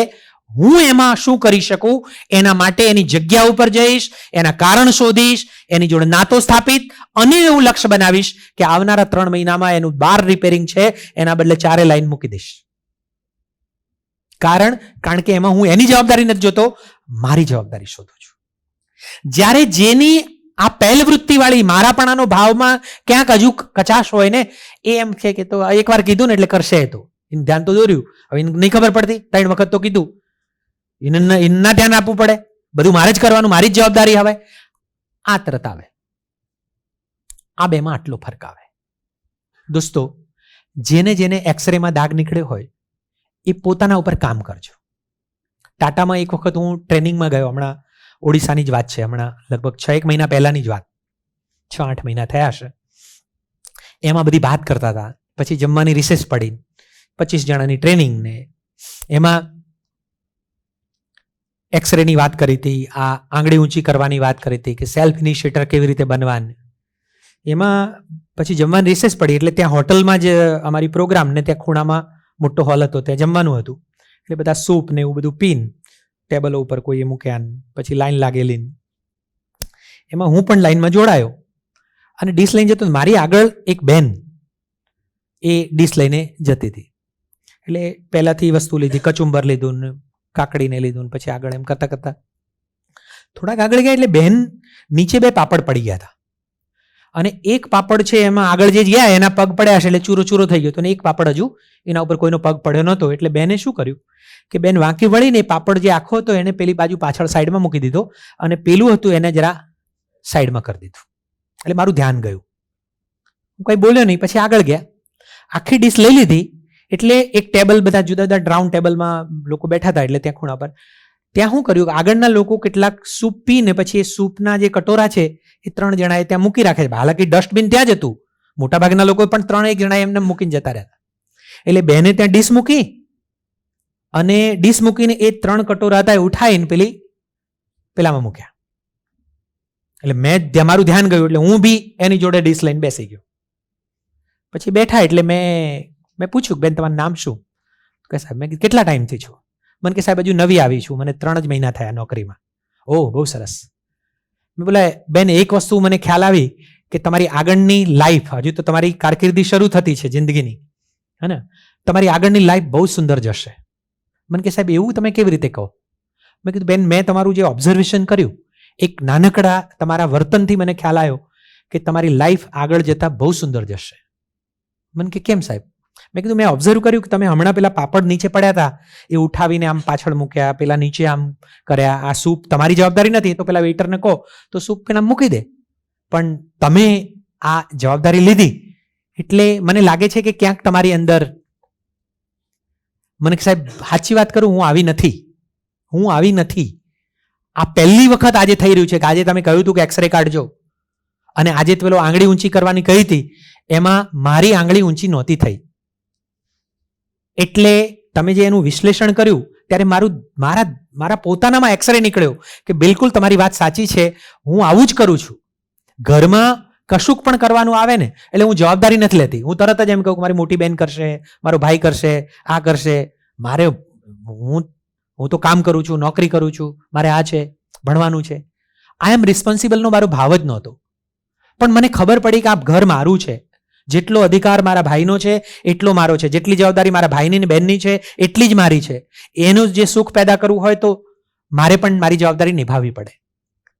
સાહેબ નક્કી કર્યું કે આજથી હું આ ડાઘ કાઢી નાખીશ, હવે હું જવાબદારી લેતી થઈશ.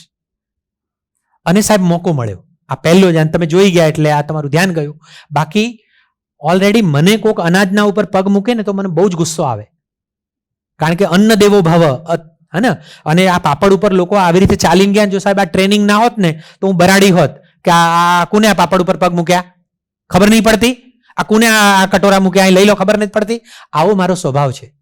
પણ સાહેબ આજે મારો એક્સરે નીકળી ગયો કે ભાઈ એની તો જેવી સ્થિતિ છે એવી છે, પણ મારી સ્થિતિ તો આજે હું તો સમજણી થઈ ને, મને તો ખબર પડી ને, તો એમાં હું શું કરી શકું? આઈ એમ રિસ્પોન્સિબલ.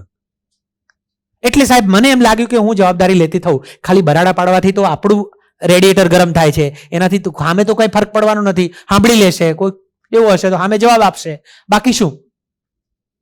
સાહેબ ખબર પડી કે આ ઓલી થઈ.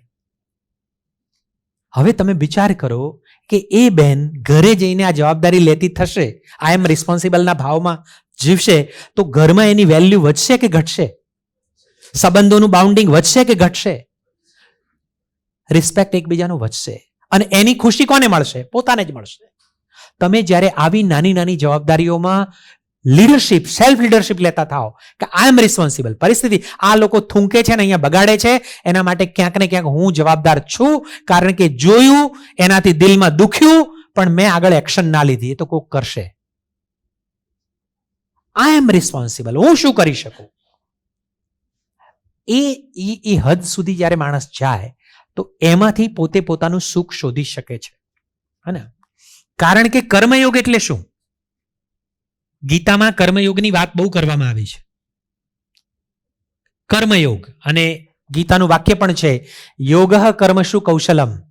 હા, યોગઃ કર્મશુ કૌશલમ. કર્મની અંદર કુશળતા, એ જ યોગ છે. હે ને? તો કર્મમાં બે શબ્દ, બે અક્ષરો છે, બબેના જોડકા છે, કર્મ અને યોગ. એની સંધિ છૂટી પાડો તો કર્મ વત્તા યોગ એટલે કર્મયોગ થાય. તો કર્મ એટલે કામ અને યોગ એટલે જોડાણ. મારા કામ સાથેનું મારું જોડાણ, મારા પરિવાર સાથેનું મારું જોડાણ, જેટલું આ કર્મયોગ અને મારાપણાનો ભાવ જેટલો હશે ને, એટલું તમને એટેચમેન્ટ વધશે. ખાલી તમે દુઃખી થઈને પીડિત થઈને નહીં રહો, એક્શનમાં આવશો. હે ને? તો મારું કર્મ એ જ મારી પૂજા છે. આમ જોઈએ તો કર્મ ही પૂજા है. તમને શું માનો છો કે હું અંબાજીની ચુંદડી ચડાવવા કરું, ભાદરવી પૂનમે બોલ મારી અંબે, જય અંબે, પૂનમ ભરું, બધું જ કરું, પણ ઘરમાં જીવું છું ત્યાં મારી માં છે એની ચુંદડીની ખ્યાલ ના રાખું, એની જોડે ગમે એવો વ્યવહાર કરું, તો પેલી પર્વતવાળી માં છે એ ગમે તેટલી ચુંદડી ચડાવું રાજી રહેશે? એની દુઆ મળશે? આ વાત છે. પણ મારા કર્મમાં મારી જે જવાબદારી છે કે એક માએ મને 9 મહિના પેટમાં રાખ્યો, ઉછેર્યો, મોટો કર્યો, સપના સજાવ્યા, અને આજે એના ઘડપણમાં મારે મારી જવાબદારીમાં અદા કરવી જોઈએ. અને એનો હાડલો ફાટી જાય તો ભલે પગારમાંથી ઓછા કરવા પડે, ભલે ના પહોંચતા હોય, ભલે મારી ઘરવાળી ના પાડતી હોય, અને તોય એનું હું ધ્યાન રાખતો હોઉં, અને કદાચ કોઈક પૂનમ છૂટી જાય, કોઈક ભાદરવી પૂનમ ના બી જવાય, તો એ દેવી મારા ઉપર રાજી રહેશે. અગરબત્તી કરવાથી ધંધો વધારે ચાલે એવું જો ચાલતું હોત તો તમારો ધંધો બિલકુલ ના ચાલવો જોઈએ. કારણ કે તમે નહીં કોઈ એક અગરબત્તી અહીંયા કરતા નથી, લીંબુ મરચા બાંધતા, બાકી બધા ઘંટીવાળા મંગળવાર શનિવારે લીંબુ મરચા બાંધે છે, તો એનો વધ્યો નહીં. કારણ કે આ કંપની એમ માને છે કે લીંબુ મરચા બાંધવાને બદલે લીંબુ મરચા જીવનમાં ક્યાં ઉપયોગમાં આવે છે એના ઉપર કામ થાય. કર્મ, સાચી પૂજા એ છે કે કર્મ, આ ઘરમાં જે 4,500 ઘરમાં જે દીવાઓ જલે છે, ચૂલાઓ જલે છે, એમનું જીવન વધારે સારું થાય ને તો એ પૂજા જ છે. આ ગોવિંદભાઈ, દિનેશભાઈ એમણે ક્યાંય કોઈ મંદિરની તકતી બાંધવા માટે દાન નથી આપ્યું. કોઈ મંદિરની તકતી ઉપર લાગ્યું કે સમર ડાયમંડના તરફથી 5 લાખનું 10 લાખનું દાન મળ્યું? એવું નથી આપ્યું. પણ એ જ સમર્થ ડાયમંડ ત્યાં તાલેગઢ સ્કૂલમાં બાળકો માટે દર વર્ષે 50-70 લાખ રૂપિયા ખર્ચો કરતી હશે, કરે છે. કારણ કે આ જીવતા મંદિરો બનાવવા માટેનું કામ છે. અને એમાં મારું કર્મ, મારી પૂજા કેવી રીતે બને, એટલે એ નિષ્ઠાથી આવે તો તમારે પોતાની જાતને પૂછવાનું છે કે હું સમર્થનો કર્મચારી છું કે કર્મયોગી છું? એક કર્મચારી અને કર્મયોગીની વચ્ચે ફરક શું? તો એક સિતારવાદક એ સિતાર વગાડે છે, એ શેનાથી વગાડે છે? આંગળીઓથી વગાડે છે. અને કમ્પ્યુટર ઉપર કામ કરનારો કમ્પ્યુટરનો ઓપરેટર એ પણ પોતાનું કર્મ શેનાથી કરે છે? આંગળીઓથી કરે છે. બંને પોતાની આંગળીઓથી પોતાનું કર્મ કરે છે. પણ પેલો કમ્પ્યુટર ઓપરેટર એને કર્મચારી કયો છે, પણ પેલો કર્મયોગી બની શકે. કારણ કે પેલો કમ્પ્યુટર ઉપર ઓપરેટ કરો છો એને સાંજે 5 વાગે 5:30 વાગે છૂટવાના ટાઈમે જાઓ અને એને કહો કે જરા આ ટાઈપ કર ને, મોઢું ચડી જાય. અત્યારે આવ્યો, જવાનો ટાઈમ થયો, કાલ આવજે, પછી કરજે. કારણ કે એણે પોતાનું કામ છે એને પોતાનું નથી માન્યું. હે અને કે ભાઈ કરશું, આ 5 વાગ્યાનો ટાઈમ છે, 5 વાગ્યા સુધી કરવાનું, એ કામમાંથી આનંદ નથી લઈ શકતો.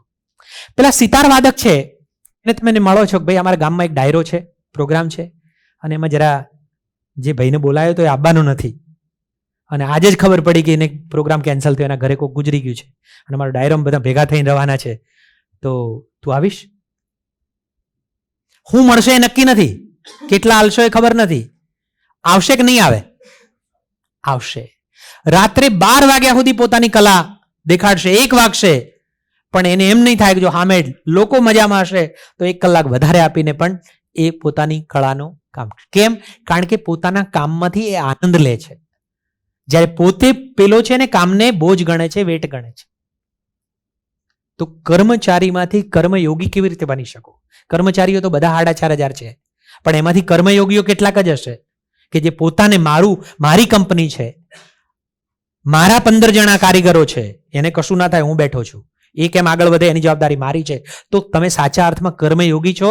કદાચ કોઈક પૂનમો નહીં ભરો, દીવા નહીં કરો, અગરબત્તીઓ રહી જશે, ચિંતા ના કરતા. તમારા 15-25 માણસ છે એની ઉત્પાદકતા વધારશો, એના પ્રશ્નોમાં ઉભા રહેશો, એની સાથેનો સંવાદ સ્થાપશો, ઉપરથી ઈશ્વર, ખુદા, ભગવાન જે કંઈ હોય એ ચોક્કસ રાજી રહેશે. કારણ કે ઈશ્વર ક્યાંય બહાર નથી વસતો, દરેક માણસના અંદરમાં વસે છે, અને એની દુઆ એ મારી અનેક ગણી જિંદગીમાં આગળ લઈ જવામાં કામ કરે છે. દોસ્તો, તો આ બહુ જ મહત્વનું વસ્તુ છે.